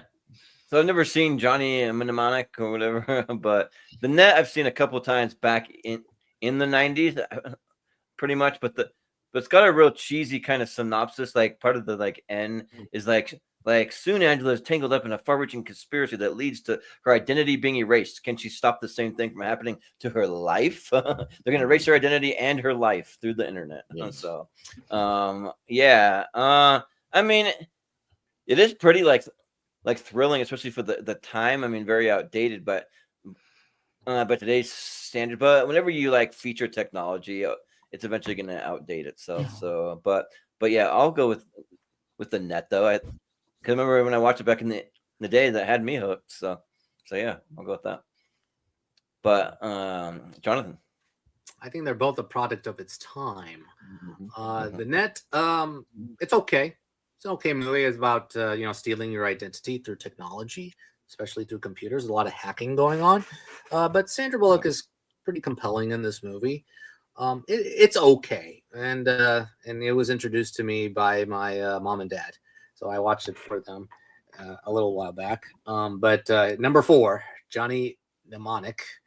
Oh, no. Yikes. It is bland, boring, monotonous, and inept. Dealing with virtual technology. And boy, thematically compared to Stranger Days, which we'll feature in part 2, Stranger Days is a whole lot better. Not the Net. Johnny Mnemonic the only message is that technology consumes everyone, infecting everyone's mind to a degree that it might kill one person, but that's it. And then the rest of the movie is just cyberpunk techno babble gibberish delivered by Dina Myers and Keanu Reeves. Reeves does give a bad performance here. He's very bland. And Austin said, I think Dolph Lundgren is the best part of the movie. He is having a campy time. So I'm going to go in the net. Yeah. GPO. Yeah, God, it's been so long for both of these. I feel like I had more fun with Johnny Mnemonic. I'm gonna go with that. Okay. Yeah. Right, Well, that takes this one. Steven Shepard says he likes the net. Johnny I Mnemonic agree. is horrible. Yeah. I don't know if I like the net. Yeah. So the net moves on. Did you Yeah. say? The net. Yep. We've got Now and Then up against a Little Princess. Oh, jeez. Oh, come on. Oh, come on. Come on. Malcolm, we'll make it quick. Yeah. Yeah. So I think I've seen Now and Then once. I don't remember it too much. I did watch The Little Princess for this. I think it's fine. Just slightly. I'm going to go Now and Then. Sure. Austin, what do you say? The Little Princess, an early Alfonso Cuarón movie. That's odd, but all right. Oh, weird. Yeah. I think I saw it once when I was a kid. I don't remember a damn thing about it. I recognize the poster. That's about it. Now and then I'd seen it a couple of times. Yeah, from back in the day. That was another like cable watch a lot. Christina Ricci and Rosie O'Donnell. Thora Birch, who was in like every other family movie around that time. Yeah, a little Devon Sawa sprinkled in there. So that's more of my alley. The one I've seen, a couple times here and there. So I'll go Now and Then. Yeah, it's like one for my mom and one for my little sister. Okay. I mean, I guess watch Now and Then, but this is kind of a pass round for me, so I'll just go Now and Then. Yeah. Sure. Jonathan. I'm disappointed. I'm very disappointed. These are two good movies. Yeah, these are two really? Yes. Now and Then. This is my final first time watch. Bro, I haven't seen Now and Then in like 25 years. I couldn't tell you if it was good or not. I don't know. It's good. I'm not as crazy about Now and Then, but it's good. My only problem was that actually we did not need the adults in this movie. Actually, I would have been fine with just the group of young girls. I mean, you buy the camaraderie in this film, whereas the adults, I felt like they're from other movies, and I just don't believe them as longtime friends. But the movie, when they're reflecting upon their youthhood, it's good, it's sweet, it's a little strong, and yeah, you said it's Devon Sawa sprinkled into it. Yeah, Devon Sawa and Christina Ricci. It's the first movie featuring them in 1995. We'll see that. We'll see the next one in I think the part 2, right? So yeah, Devon Sawa, Christina Ricci, and A Little Princess. I love A Little Princess. It's a fantastic movie. Immaculate cinematography. Heartbreaking story when you think about it, because they go to a private school, a boarding school, while she goes to a boarding school while her father goes to war. Unfortunately, her father is injured, and then all the assets are seized. And I think the girl, I think Clara is her name, she has to be working as a slave girl, and she basically escapes from reality with fantasizing about everything. I mean, that's all she's got left. And I think it's a fantastic movie, a fantastic G-rated movie, and A Little Princess will get my vote. Yeah. JPO, what do you say? I mentioned during the first match with Babysitter's Club, I had a sister, so she showed me films like that and Little Princess, and I like Babysitter's Club, and I was bored of tears of Little Princess. I hated this movie. I don't know why. I just have bad memories. I haven't seen it in 20-something years, but I have bad memories from then. So I'll go with Now and Then. It's a good cast. I love me some Rosie. Yeah. Sure. I'm gonna cry. Brian, what do you say? Yeah, Little Princess didn't really interest me. Basically, I was much there for it. Didn't bother watching the film. I'll go with Now and Then. I do enjoy the cast. I love the soundtrack for it. Even Hank Azaria for The Simpsons Jordan shows is in the film as Philomena Bonnie Hunt. So one scene. Okay. Yeah. One scene, okay. Yeah. Yep. All right. Boo hoo. Not too much that can get me excited about either of these movies. I'm sorry. It is what it is. Okay. We're gonna end with a bang here on this one. Is that it? Okay. Wow. Fast. All right. There you go. All right. So we're moving on to the speed round. We know what to do. So let's kick him into overdrive. A little Val Kilmer. I feel the need for speed. All right. All right. Speedy round time. All the winners of this one will hang on till Friday's episode. So all these will move on into the Sweet 16. So all right, keep that in mind. As Malcolm scrolls it on out for us, we got Tommy Boy versus Jumanji. Me first. I'll go. I don't mind either one. I'll go Tommy Boy. Jordan. Yeah. Richard, why can't you express your true feelings? I'll go Tommy Boy. Jonathan? Yeah, I didn't address my feelings for these two. Tommy Boy is very funny. I laugh out loud during this movie. So I'm going to go Tommy Boy. Jumanji's okay. Yeah. Yep. Yeah. Tommy Boy. Tommy Boy. Brian. Tommy Boy, Winky. Tommy Boy. Mm-hmm. Yeah. I would have gone to Jumanji. Okay. All right. We just went to a new local chicken sandwich place that just opened, and they had a big, like, Chris Farley, like mural on the inside that said Tommy Want Wingy. That's pretty fun. Right. In the Mouth of Madness, leaving Las Vegas, Jordan.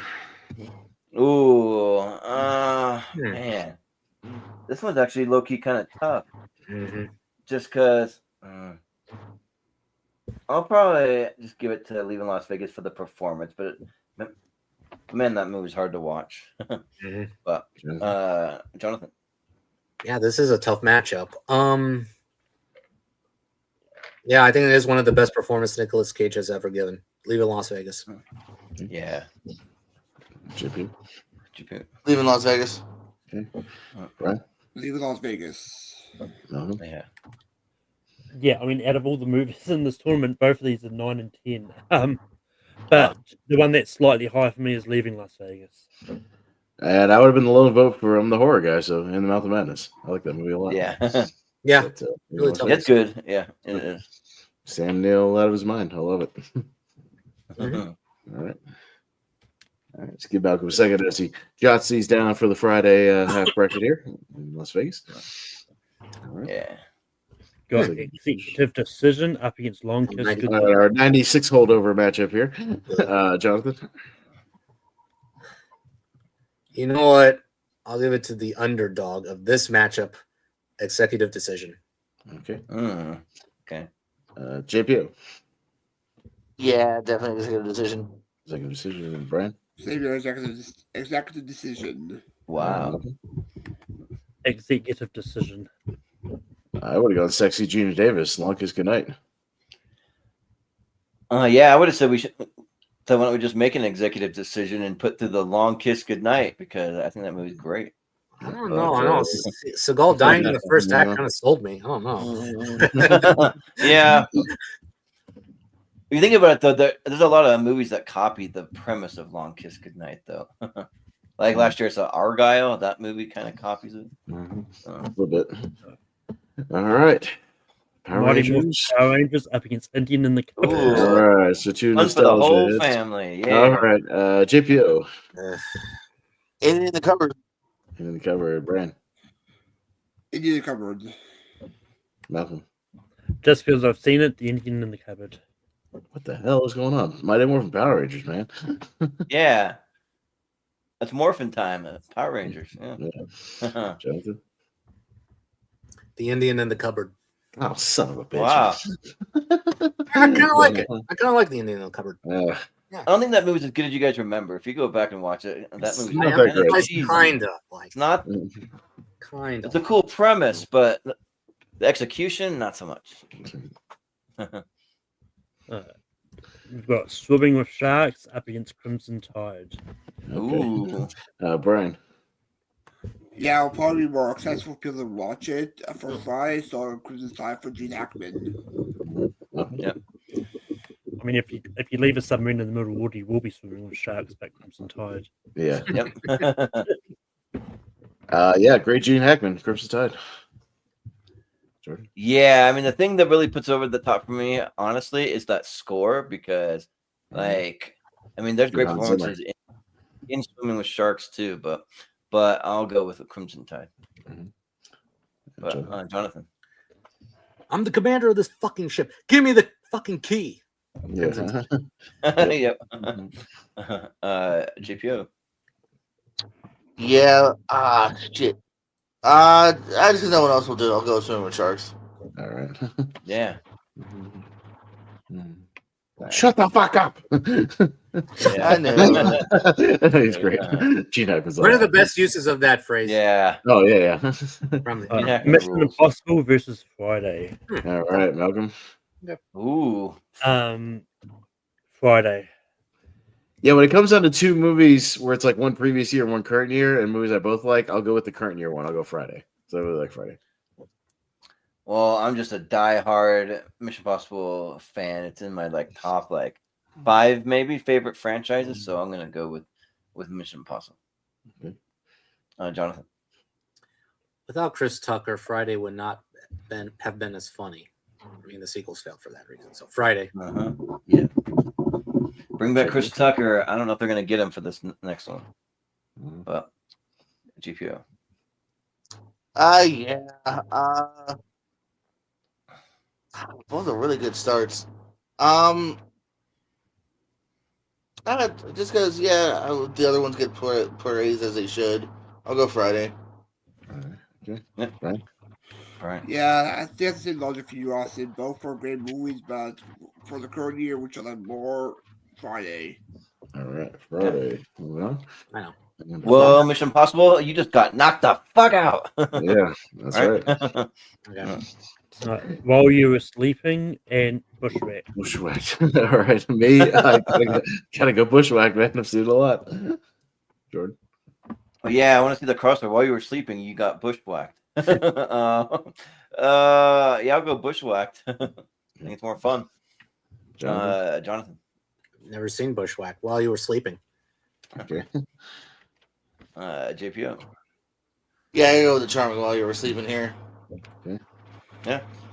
Brian. Bushwhacked. Okay. Malcolm. I'm worried about what was going to happen now, so I'm going to go while you were sleeping. Ooh. Okay, it's a tie to JPO, I believe. Oh, anyone want to fight me? Anyone? No. While you were sleeping. Not on this one. No. Awesome. I would have thought it'd been awesome for Bushwhack to make the championship. Yeah, right. Yeah, would have. Hey, you should have shot your shot. I was on the fence.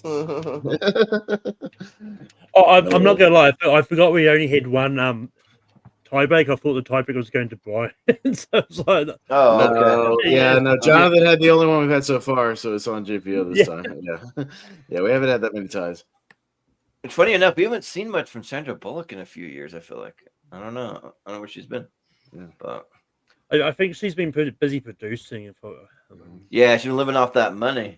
Interesting. We've got House Guest up against Brothers McMullen. All right, Jordan. Okay. I mean, only one of these posters had Sinbad coming out of a mailbox. I mean, come on. House Guest. Jonathan. 2 movies I have not seen. Brothers McMullen. JPO. House Guest. Yeah. Right. Brian. House Guest. Malcolm. Brothers McMullen. I'll go Brothers McMullen. House Guest is not good. You guys are rose-colored glasses on that one. That movie sucks. It's a 2-hour I've never comedy. seen the other one. Too fucking long for a comedy. 2 Like hours. 2 hours? Too long. It's a 2-hour comedy. It's way too damn Whoa. long. Way too fucking long. Yeah. Gotta I earn think it. Brothers McMullen. I've never seen it. But it's a tie to Brian. House Guest. Of Oh, course. yeah. Of course. Of course. You would vote. Why am I not House supposed? Guest. I'm a comedy guy, so. But Brothers McMullen is. I I don't know. I haven't seen it. I don't. I can't give myself. Well, let's do it for Phil Hartman. Come on, Alright. at least. Sure. They Quick and the Dead and Braveheart. Oh, shit. One of these is not going through. Jonathan. You know what? We don't see Brave. Whoa. You okay? No. I'm good. All right. Where was I? Oh, sorry. I'm just joking. Okay. It's like every time you talk, we got a cough. No. We don't see Braveheart a lot here, surprisingly. So I'm gonna go Braveheart. Yeah. GPO. We don't see Quick and the Dead a lot. Quick and the Dead. Brian. Yeah, we haven't seen either one of these that much. Actually, I'll go Quick and Dead. Yeah. Malcolm. I'm not that high on Braveheart. Oh my god! Wow. This is. I'm going Braveheart because it's the best picture winner and it's actually good and popular and very good and rules. Yeah. Yeah, let's go with freedom. Let's Braveheart all the way. Come on. No. Oh no. Okay, it's Malcolm. Oh no.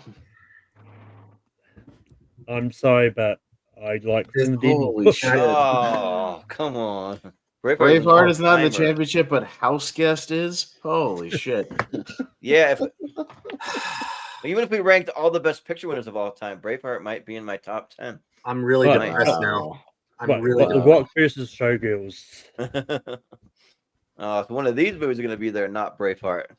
Let's just talk about all the movies that are going to be there and not Braveheart. Yeah. A lot of them. GPO, The Rock and Showgirls. I'll go Showgirls. Let's get the 95 one in.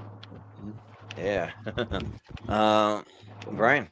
Yeah, I do enjoy The Rock. He's a great wrestler, a great character. Oh, wait, not the movie. I'll go with The Rock. Okay. Malcolm. Look, as much as I'd like to get Showgirls, and I've got to go The Rock here. All right, Austin. Rock's won like 2 tournaments. I'll go Showgirls. Fuck it. Yeah, let's show these girls some love. So let's go with Showgirls. All right, Jonathan. Fuck it. If House Guest is in here in the championship, why not Showgirls at this why point? not? Why the fuck not Showgirls? Oh yeah. Yeah. Showgirls. Showgirls. We lost all hope in humanity now. Yeah. I'm very depressed. I mean, yeah. I already started a Steven Shepard and Dan Scavella who will be on Friday that Braveheart, the best picture winner, is not in the championship episode. No, I mean, it's one of those ones where it comes to Brave, but at least you can say that went out to a movie that's still very good as well. So. It's like welcome to tournament fights. That show that gives you clinical depression. fucking next up, we've got Species versus It Takes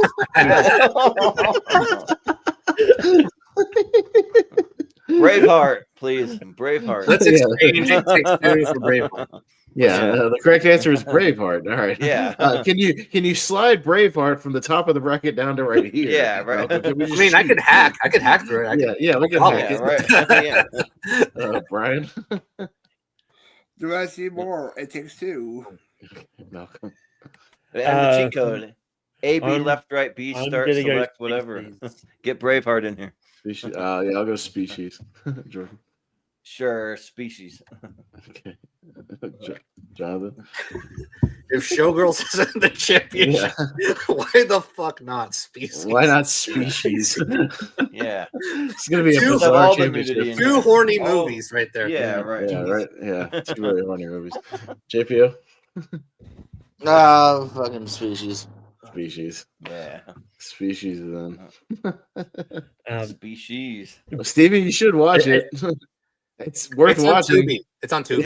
It's an experience. I mean, see it once at least. That's why I actually for the one-time watch. It's on Tubi. So. Yeah. Which means part 2 is going to be really, really stacked. Yeah, probably. Probably. I'm going to be heartbroken because I haven't even looked at that list yet. Oh, part 2 has Billy Madison. Okay. Yeah. I don't know. I think it's going to be a tougher match. Oh, we need Major Pain. We need Billy Madison to go against Major Pain. Come on. I don't know, man. Who's up first? Malcolm. I'm going to go Demon Knight. I like them both, but I'll go Major Pain. Jordan. Yeah, let's go with Major Pain. Sure. Jonathan. Demon Knight. JPO. Demon Knight. Demon Knight. Brian. Major Pain. Okay, we have a I mean, it's got the Shermanator right there on the cover. Oh no, What more do you Malcolm want? by the last time. I'm sorry, Malcolm by the last one. I forgot to update my thing. You know what? Fuck it. I'll flip it for Billy Zane and go Demon Knight. Ah, Mm. man, Okay. My night is saved a little bit. Yeah. this tournament is devolving for me slowly, but it's fine. I can watch Demon Knight though for the championship because I haven't seen. It's Heavy- fun. Billy Zane's awesome. Heavyweight versus Tales from the Holy Hood. shit! Oh, we need Demon Knight to go up against Tales from the Hood. Is what we need. Me. Oh, it's on me. I love both of these. Shit. I like Tales from the Hood and Heavyweight Number 128. Damn it. Fuck it. Tales from the Hood. Jordan. I gotta go heavyweights. Yeah. Jonathan? I did my research. Heavyweights has won before. Tales from the Hood. I'll do it for you, Austin. I'll do it. Okay. Sure. JPO. Tales from the Hood. Right. Yeah, heavyweights are good. If you don't feature with dodgeball, I'll go heavyweights. Oh, Yeah. I know where I was going to go here. Tales from the Hood. Tales from the Hood. Hell yeah. Hell yeah. Tales from the Heavyweights Hood are again. next. And to the championship, but not Braveheart. Yeah. Tales from Yeah. the Hood. Is Not there a Braveheart. savage sport Yeah, in this is gonna be a dodgeball? very fucking wonky half bracket on Yeah. Friday. It's gonna be really weird. I The guess you heavyweights can has been say- officially canceled, so we have to deal with it. I mean, I guess you can say this bracket was in the mouth of madness. Yep. Yeah, right. I agree. Oh yeah. But we've got Congo up against Heat. Listen. Well, who's Yeah. going first? Jordan. Heat and Congo. Oh, Heat. Come on. Yeah. Jonathan. I mean, I don't even love Heat, but I'll vote Heat easy. Okay, let's steer this ship a little bit. Heat. Yeah. JP. Heat. Brian. Heat. Thank you. Welcome. Heat. Yeah, we gotta have some legitimately great non-guilty pleasure movies in there. So yes, Heat is a legitimately great movie. Yeah, Yes. Daniel's Steven will be happy about this. Yeah. Yeah. Yeah, he's good. I'm happy. I mean, look, it's one of those ones. Like I said it earlier, I'm not a fan of Congo anyway. So Yeah. I would have voted Heat regardless. Yeah. Okay. Heat's in there. Heat. Right, we've got Babe up against the Prophecy. The Prophecy. That's a bizarre match. That's only on tournament fights. Jonathan. Yeah, let's get a cute G-rated family film here. Babe. Yeah. JPO. Yeah, Babe. Babe. Brian. I got you, babe. Babe. Yep. Babe. He said Babe. Babe. Yeah. Yeah, and again, hey, memo to Minecraft movie. You can have family movies like Babe that are well written and still very good, and not mindless slop. Babe. Yeah, right. Well, you guys read the prophecy about Babe that won this match, so I'll go Babe. Babe. Actually, I did. I did read the book. Yeah, right. That'll do, Pig. That'll do. Yeah, it is based on a book. You're right. Yeah.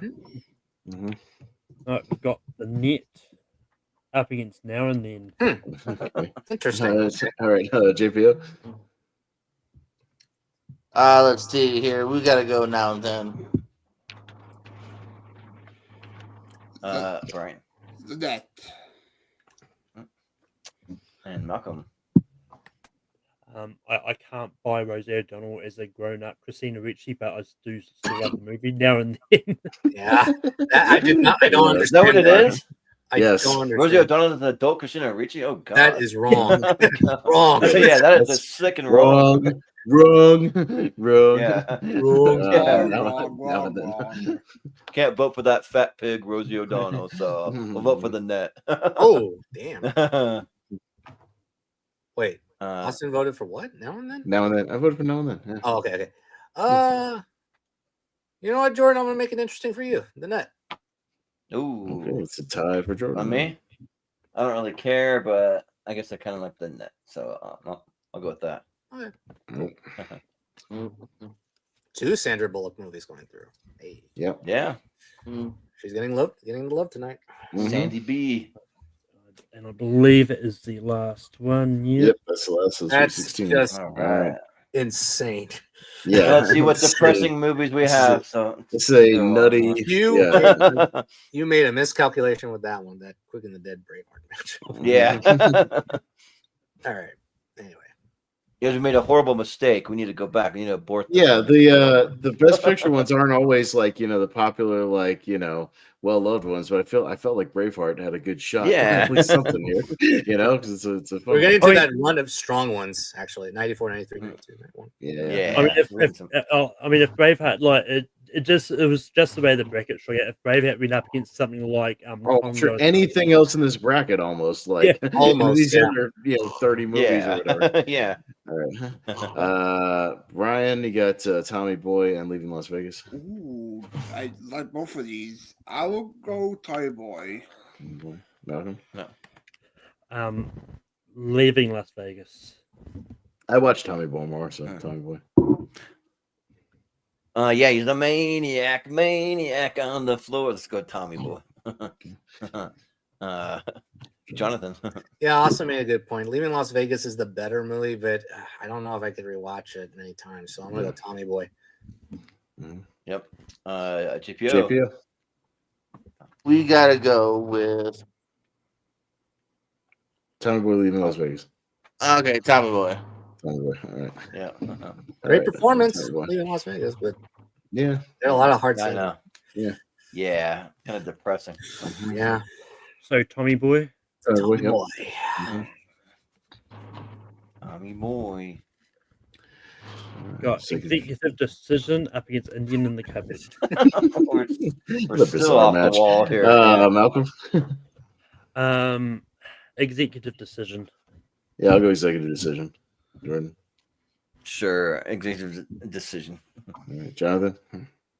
Yeah, I'll make an exception. Executive Decision. Yeah. JPO. JPO. Ooh.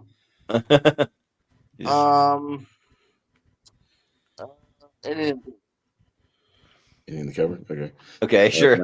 Yeah. You said the Indian in this something. Yeah. Malcolm. What'd you say, Brian? What'd you say, Brian? Executive Decision. Executive Decision. Okay, got it. Goes there. All right.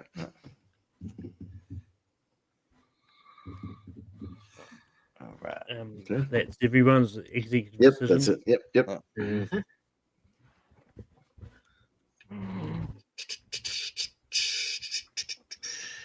Crimson Tide up against Friday. Ooh, good match. On me, I'll do it for Gene on this one because he's got a good one. Crimson Tide. Jordan? Yeah, they're both great, but I'll go Crimson Tide. Okay. Jonathan? Yeah, that score is awesome. Crimson Tide. Mm-hmm. Yeah. JPO? You're really striking our heartstrings, man. After you said that, yeah, we gotta go there. Okay. Brian. Yeah, I also enjoyed the Simpsons parody of Crimson Tide, so I'll go Crimson Tide. Oh, yeah. Yeah. Sure. Fire, Mr. Moe. Yep. Yeah, it's good. Yeah. I like both of these just slightly. I would have gone Friday. Okay. But Good, the Simpsons didn't tell him to hand over the fucking keys or whatever. Yeah, we got some legitimate good movies going through, Jonathan. So whittling it down here. No, but this is a good matchup at Crimson Tide. That's a good matchup. Yeah, those are both good. Pretty good. Oh yeah. We've got While You Were Sleeping and House Guest. Yes. Hanging in there. I love that. The little movie that won't quit. Jordan. Well, I gotta go House Guests here. I legitimately like House Guests better than While You Were Sleeping. Jonathan? While You Were Sleeping. Okay. JPO? I think that movie's just like mediocre. Yeah, While You Were Sleeping. No. Okay. Brian? I mean, if House Guest makes far to get excellent matchup down the line, I'll go House Guest. Yeah, Phil Hartman, baby. Malcolm. While You Were Sleeping. No, enough with the house guest while you're sleeping. Just get out of here. Get out. Out. No. Bye. Bye. Bye. Here's what I said. Here's what I said to house guest. Thank you, fuck you, bye, boom. Well, the wacky hijinks with Sinbad. Come on. Take it to the curb and stomp it. Yeah, stomp it. Let's face it. Even if House gets moved down there, it wasn't going to go past. Look at this side of the left side. Look at that left side. Seriously. I mean, jeez. Yeah. All right. Quick in the Left dead. side, strong side. Yep. Yeah. Quick in the dead. Showgirls. Quick in the dead versus Showgirls. Okay. Jonathan. Fucking justice for Braveheart. Showgirls. JPO. We can't hear you very well. I think your mic is, or your laptop won't. Showgirls? Yeah, there you go. Yeah. A little closer. Yeah. Brian, you're good. Yeah, right off for the Anarchy. Showgirls. Malcolm. Quick in the dead. I'm going to go with the good Gene Hackman movie now that it's here. Quick in the Dead. Yeah, I want to show some Gene Hackman some love because we got Crimson Tide. What if we get a Gene Hackman matchup? So let's go Quick in the Dead. Damn. So it's the Tide of Jonathan. Damn. Oh no. You're going to be that guy that puts through that movie. Yeah. Yeah. I cannot do that. Yeah, I gotta go Quick in the Dead. Yeah, that's a better one. Okay. Look, I know the Braveheart thing is like depressing us, but it's here, so whatever. But Yeah. it's better. I think it's the better movie here. Yeah, I agree. Yeah. Sure. Yeah. All right. Species versus Demon Knight. Demon Knight. Okay. JPO. Ooh, Demon Knight. Demon Knight. Okay. Brian. I'll also go Demon Knight. Malcolm. Just slightly species. I'll go Demon Knight. It's a fun movie. Yeah. I'll go Demon Knight, sure. Jonathan. Yeah, Demon Knight. Demon Knight. Okay. Mm-hmm. Yeah, maybe you can watch it for Predator. I got it on my Voodoo. It's fun. Yeah, I'll check it out. Yeah, fun Billy Zane. I like it. Yeah. You've also got the voice of Roger Rabbit in there as well. Yeah, Charles Fleischer. Yeah, he's tooling around. Mm. Mm-hmm. Yeah, it's got a good lot of recognizable people. Nice. Tales from the Hood versus Heat. Tales from the Hood and Heat. Oh yeah, Brian. Heat. Okay. Malcolm. Tales from the Hood. Don't worry, Jonathan. I love Tales from the Hood, but Heat's the better movie here. I'm gonna do it for Val. Heat. I mean, I'm not like in love with Heat, so I'll go Tales from the Hood. Have fun with it. Jonathan. For Val Kilmer. Come on, he contributed by taking out the mag in a few seconds. Heat. Yeah. Which is funny because he's not necessarily like a top billed character in it, but I think he demanded to be on the poster. Yes, actually, So, yeah. I was gonna tell a story about that, but yes, he wanted to be on the poster because he admired Pacino De Niro that much. Oh, okay, so maybe that's what. Yeah. Maybe he didn't demand it; he just asked to be on. Yeah. Yeah. GPU. Heat. All right, Heat goes through. All right. We've got Babe. The net. All right. Malcolm. Babe.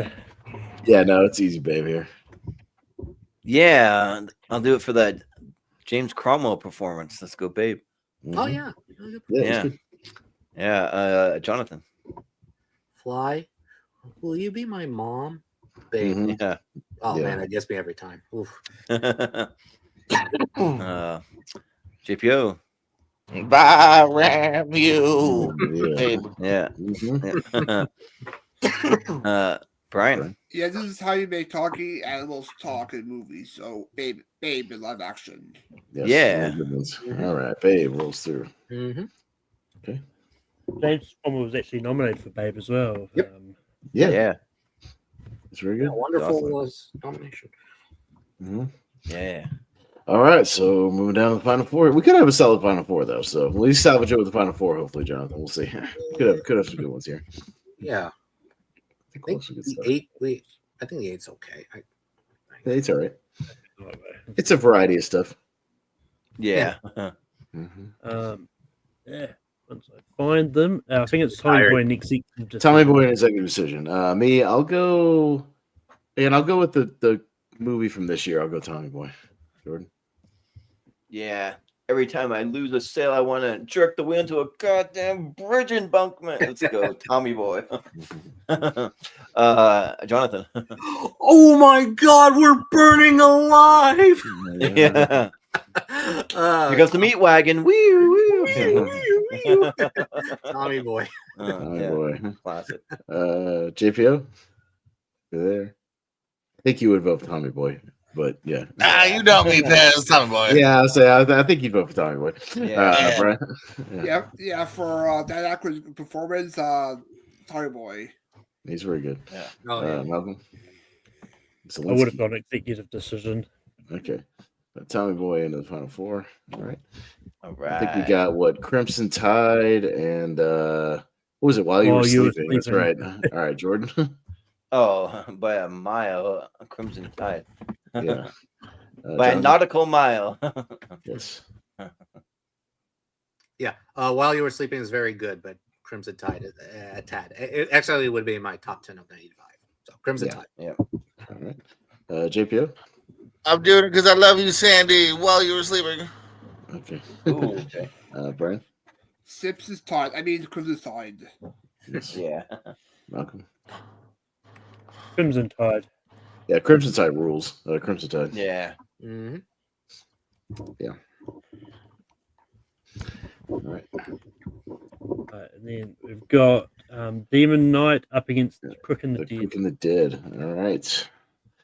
Okay. Jonathan. Quick and the Dead. The Dead. JPO. Yeah, Quick and the Dead. Quick and the Dead. What's the other one? We can't see it. Yeah. Demon Knight. Demon Knight. Oh, Demon Knight. Okay. Quick and the Dead. Okay, Malcolm. Quick and the Dead. Yeah. Again, let's get some more Gene in there. Quick and the Dead. Sure. Yeah, Quick and the Dead. All right, Gene Hackman's got 2 in the final four right now. Doing well. And could have had 3 if we did the usual Get Shorty. Get Shorty was out in the first round. Yeah, I was like, what happened there? Yeah, that was my Shorty. reaction. That's what I meant to say, not the other one. Yeah. Get Shorty. I was confused with the 2 I watched. Heat and Babe. Heat and Babe. Battle the one-word titles here. Yeah, JPO. Oh wow, so good in their own genres too. Like not one's really better. Fucking I'll go Heat. Heat. Okay. Brian. Yeah, they're both great movies, but I'm more a family movie guy, so I'll go Babe. Okay. Malcolm. I'll also go Babe.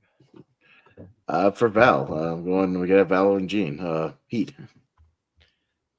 I'll go for the one that has a quote that I just throw it in everyday conversation. That'll do, pig. That will do.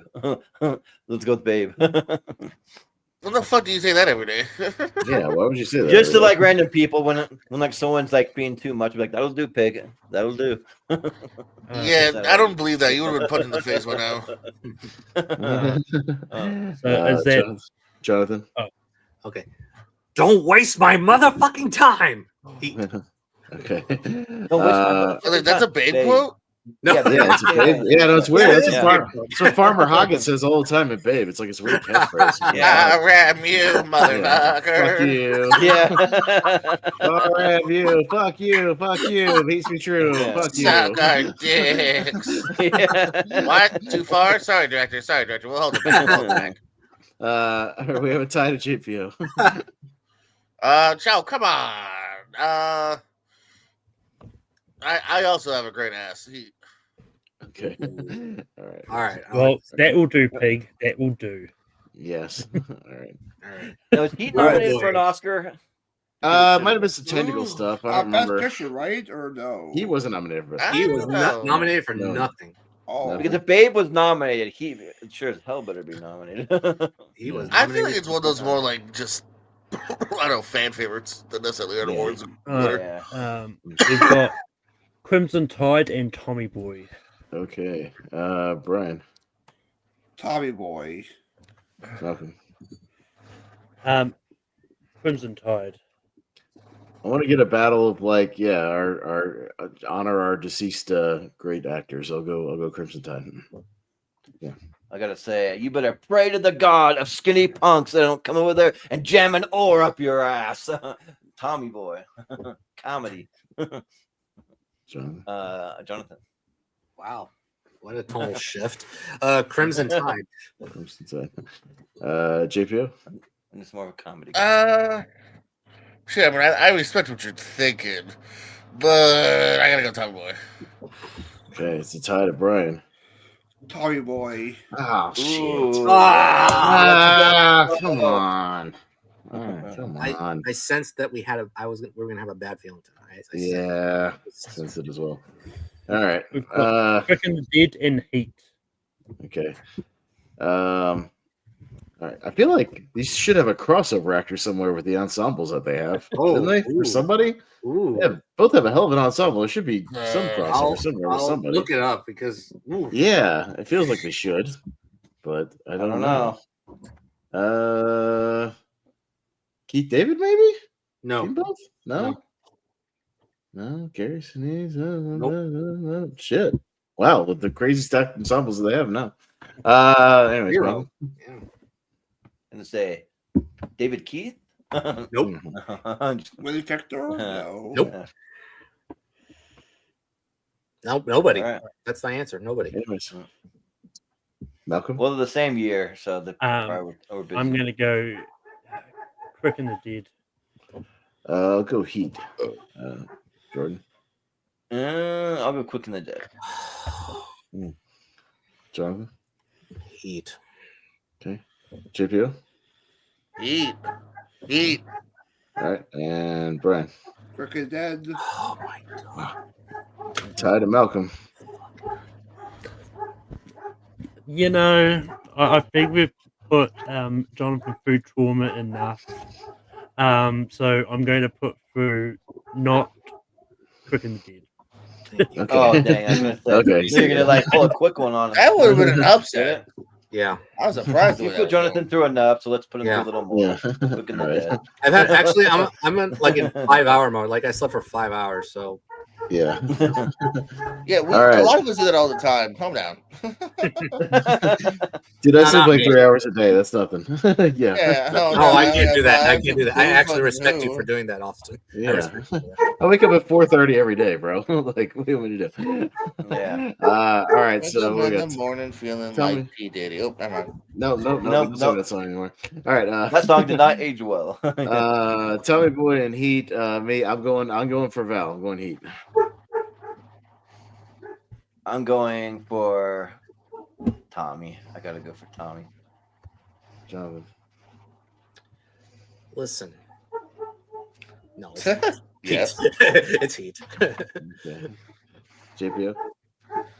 I love these finals. Come on. This is where You know you want to do it's hard to do. I mentioned the Funko Pops actually during the opening round, so yeah, Tommy Boy. That's where I was going. He's got the brake pads. Brian. Yeah, also late Brian Dennehy as well, Tommy Boy. Yeah, Brian Dennehy. It's a battle of both movies I'm not a big fan of. The one I like a little bit more, I'm going to go Heat. Jesus. Oh boy. This is why And we it's never on. be a couple, Malcolm. And it's a tie to me for Val. Heat. For Val, rest in peace, Heat. Oh, okay. Heat. All right. Finally. Finally. I saved you, Jonathan. It's on me. No, Tommy Boy's a very good movie. I actually really like Tommy Boy. So yeah. It's a very good comedy. Mm-hmm. Unfortunately, I don't have any Al Pacino or Robert De Niro Funkos. I just can hold up my snow globe with Al Pacino. Steven was saying if Braveheart didn't win, it should have been Heat. There's Al Pacino in that snow globe right there. Hey, now I can pull a cool like trailer for Heat. There's probably some modern trailers that are pretty cool. So yeah, there are a lot of good trailers. I'll find a fun trailer for Heat while we're doing plugs. So there you go. I will say though that it is the best bank heist ever put to screen. It is. It just is. Yeah. So yeah, still is. Yeah. So, yeah. But yeah, that was a Dark Knight. Huh? Yeah, the Dark Knight's good, but I don't know. Fast Five. No. No. No. Nah. But yeah, that was fun. We got part 1 in the books, so we'll see what happens on Wednesday with part 2. So I haven't even looked at that list, so now I got to do it and like start watching some stuff. So from that list, but yeah, we'll just do some plugs and that'll be it. So we'll go to Jonathan. Where can we find you? Yeah, first off, wacky episode. Yeah. What a wacky episode for this part 1 series. Yeah, thanks for having me. You can find me on social media platforms on Twitter, Instagram, Letterboxd, Blue Sky Threads, and different variations of Seeing Caro. Yes, I'm not Neil Mute yourself, McCall. Malcolm. Oh yeah. Yeah. So I will be on part 2 on Wednesday. It's a better list of movies. Okay. Yeah, definitely Okay. a better list. This one I don't know what's going. I really don't. Yeah, it's gonna be good fun. Next week I'll be on movies based on books. Yeah. So yeah, I'll just keep it short and sweet because Wednesday. Oh, you know what? I'll announce it. Coming soon. I think Jordan and I talked about it. So top 128 coming soon. Yeah. Yeah, the one schedule, for Patreon. I'll just 128. Yep.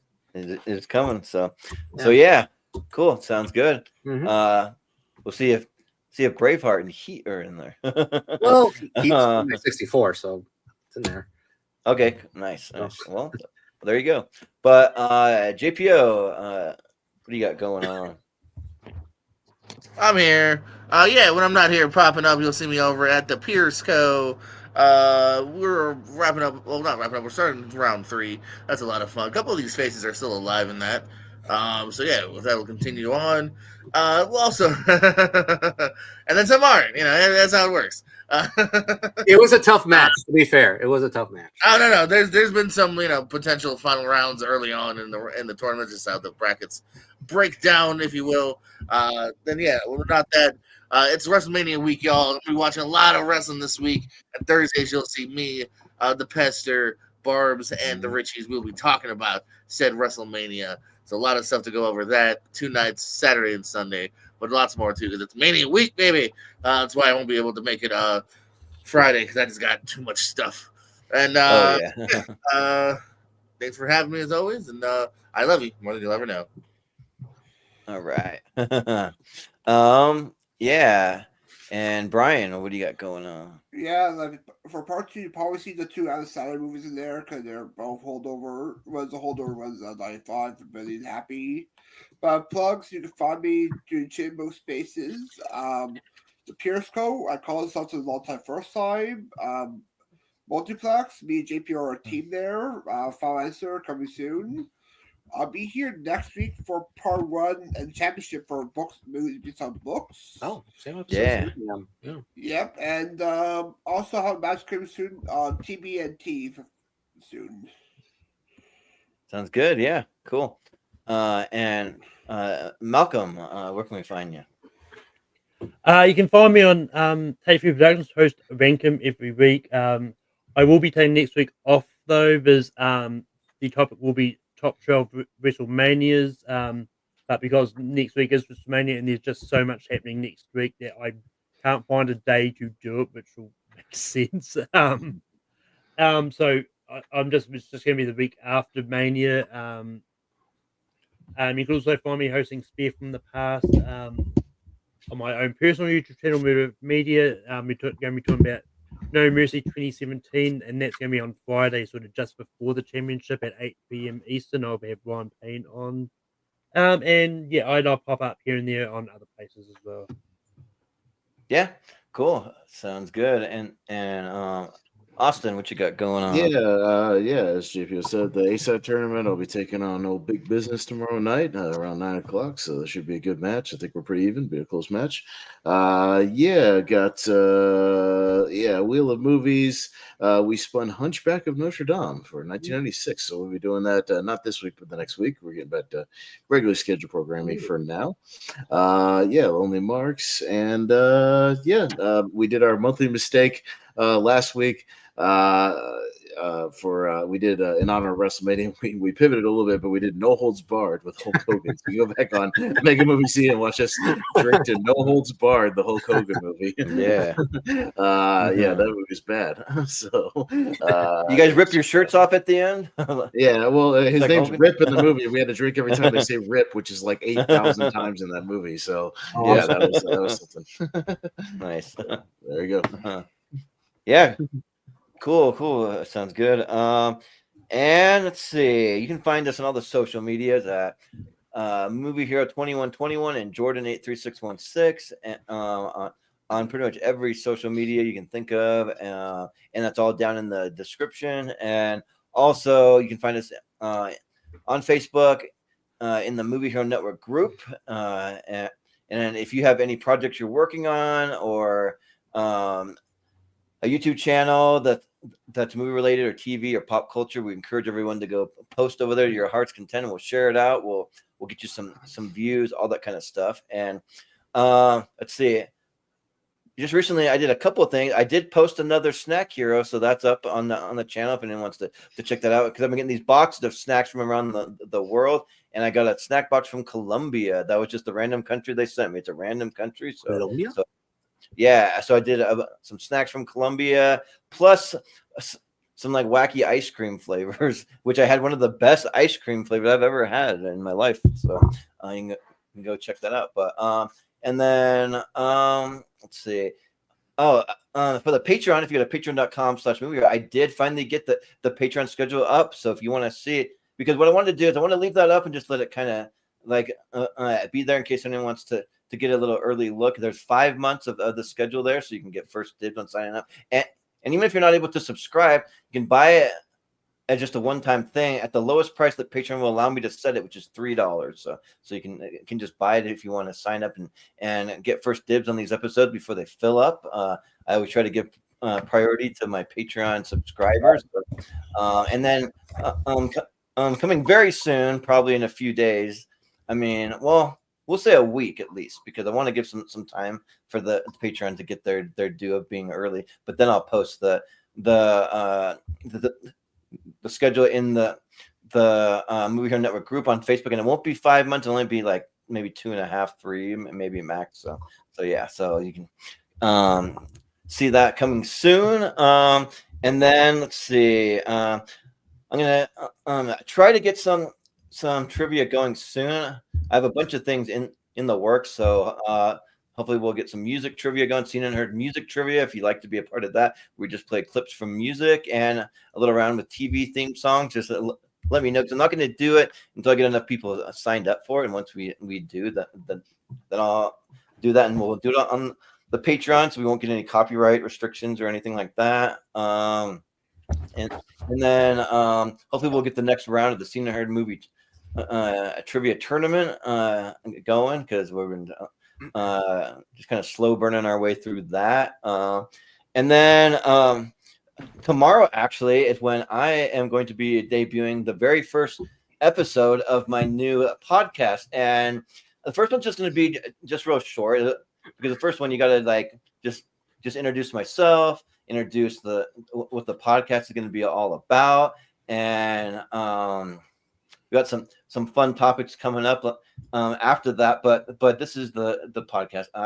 I've got questions about that. It's going to live on a new channel. So just to kind of transition it, I am going to put the first 2 episodes up here for a limited time on this channel. They won't stay here, because this podcast is completely different than what we talk about here. But so the channel will just be called I've Got Questions About That. And I've already got some guests confirmed for a few different topics. And I'm really open to talking about anything and everything. So if you have any kind of passion or anything you want to talk about that's not necessarily movie related, but it could be. I mean, I'm not totally against talking about movies and TV, but I kind of leave that for this channel mostly. But I am going to have, for the first episode, my brother come on. He's very hardcore into the Mormon church that I grew up in, and I'm kind of like not so much as into it, but I have a lot of questions about it, and I'm not fully out, but I'm not fully in. I'm kind of halfway. So we're going to kind of discuss that and like how that affects us and that kind of thing. And then I have my my mom's cousin's going to come on and talk about the Jehovah's Witness church, because she grew up in that, and there's some crazy stuff with that church as well. And then I got a couple people that we're going to have a conservative-based episode, talk about conservative. We're not going to talk politics all the time, but we will have one or two. And then we're going to have some liberal people, two sides, and kind of get two sides of the playing field there.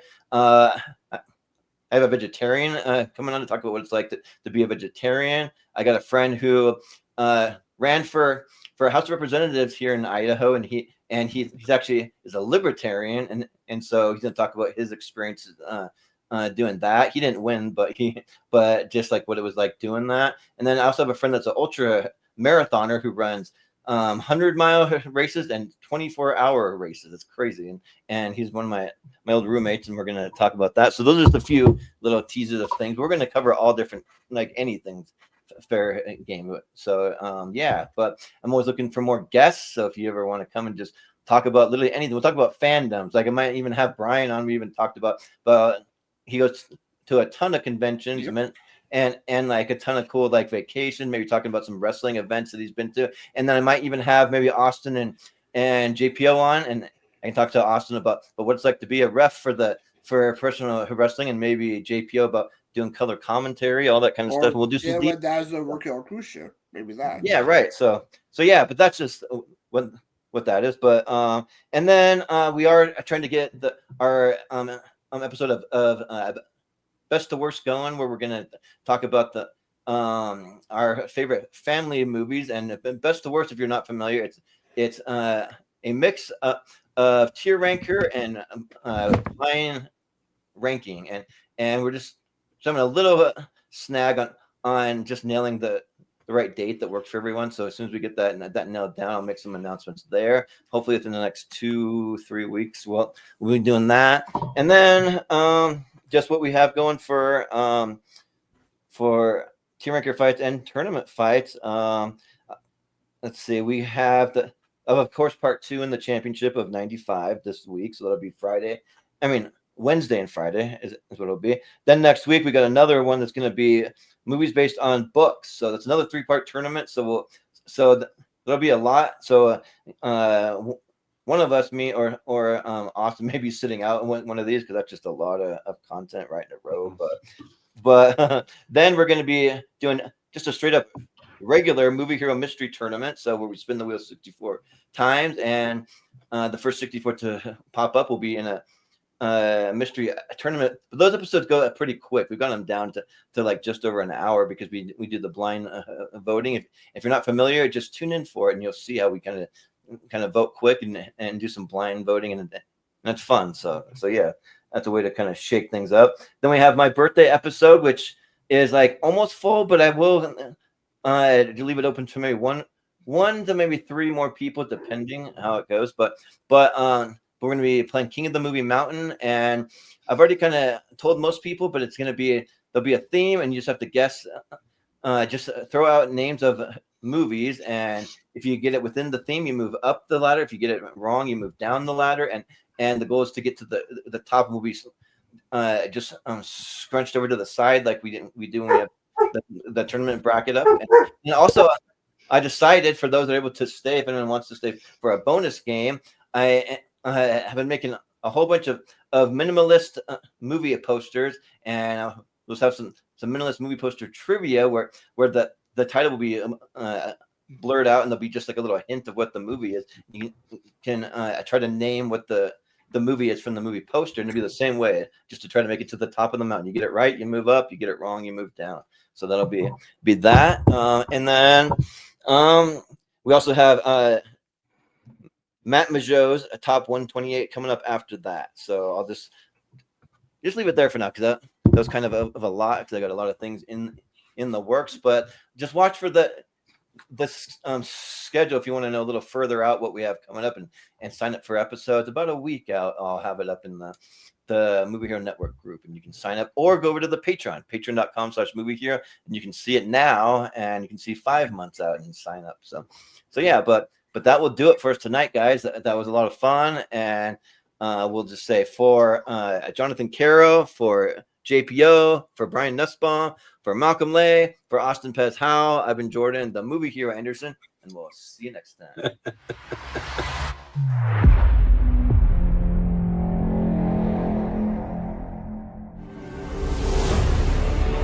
You recognize the MO? MO is that they're good. What kind of work you do? I'm a salesman. And it was $1.6 million in bearer bonds, and they ignored the loose cash. Drop of a hat, these guys will rock and roll. Guy told me one time, have no attachments.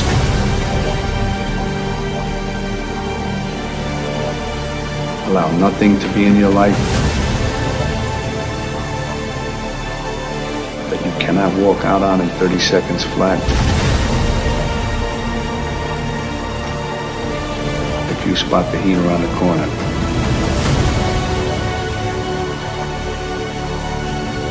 I mean, is this guy something or is he something?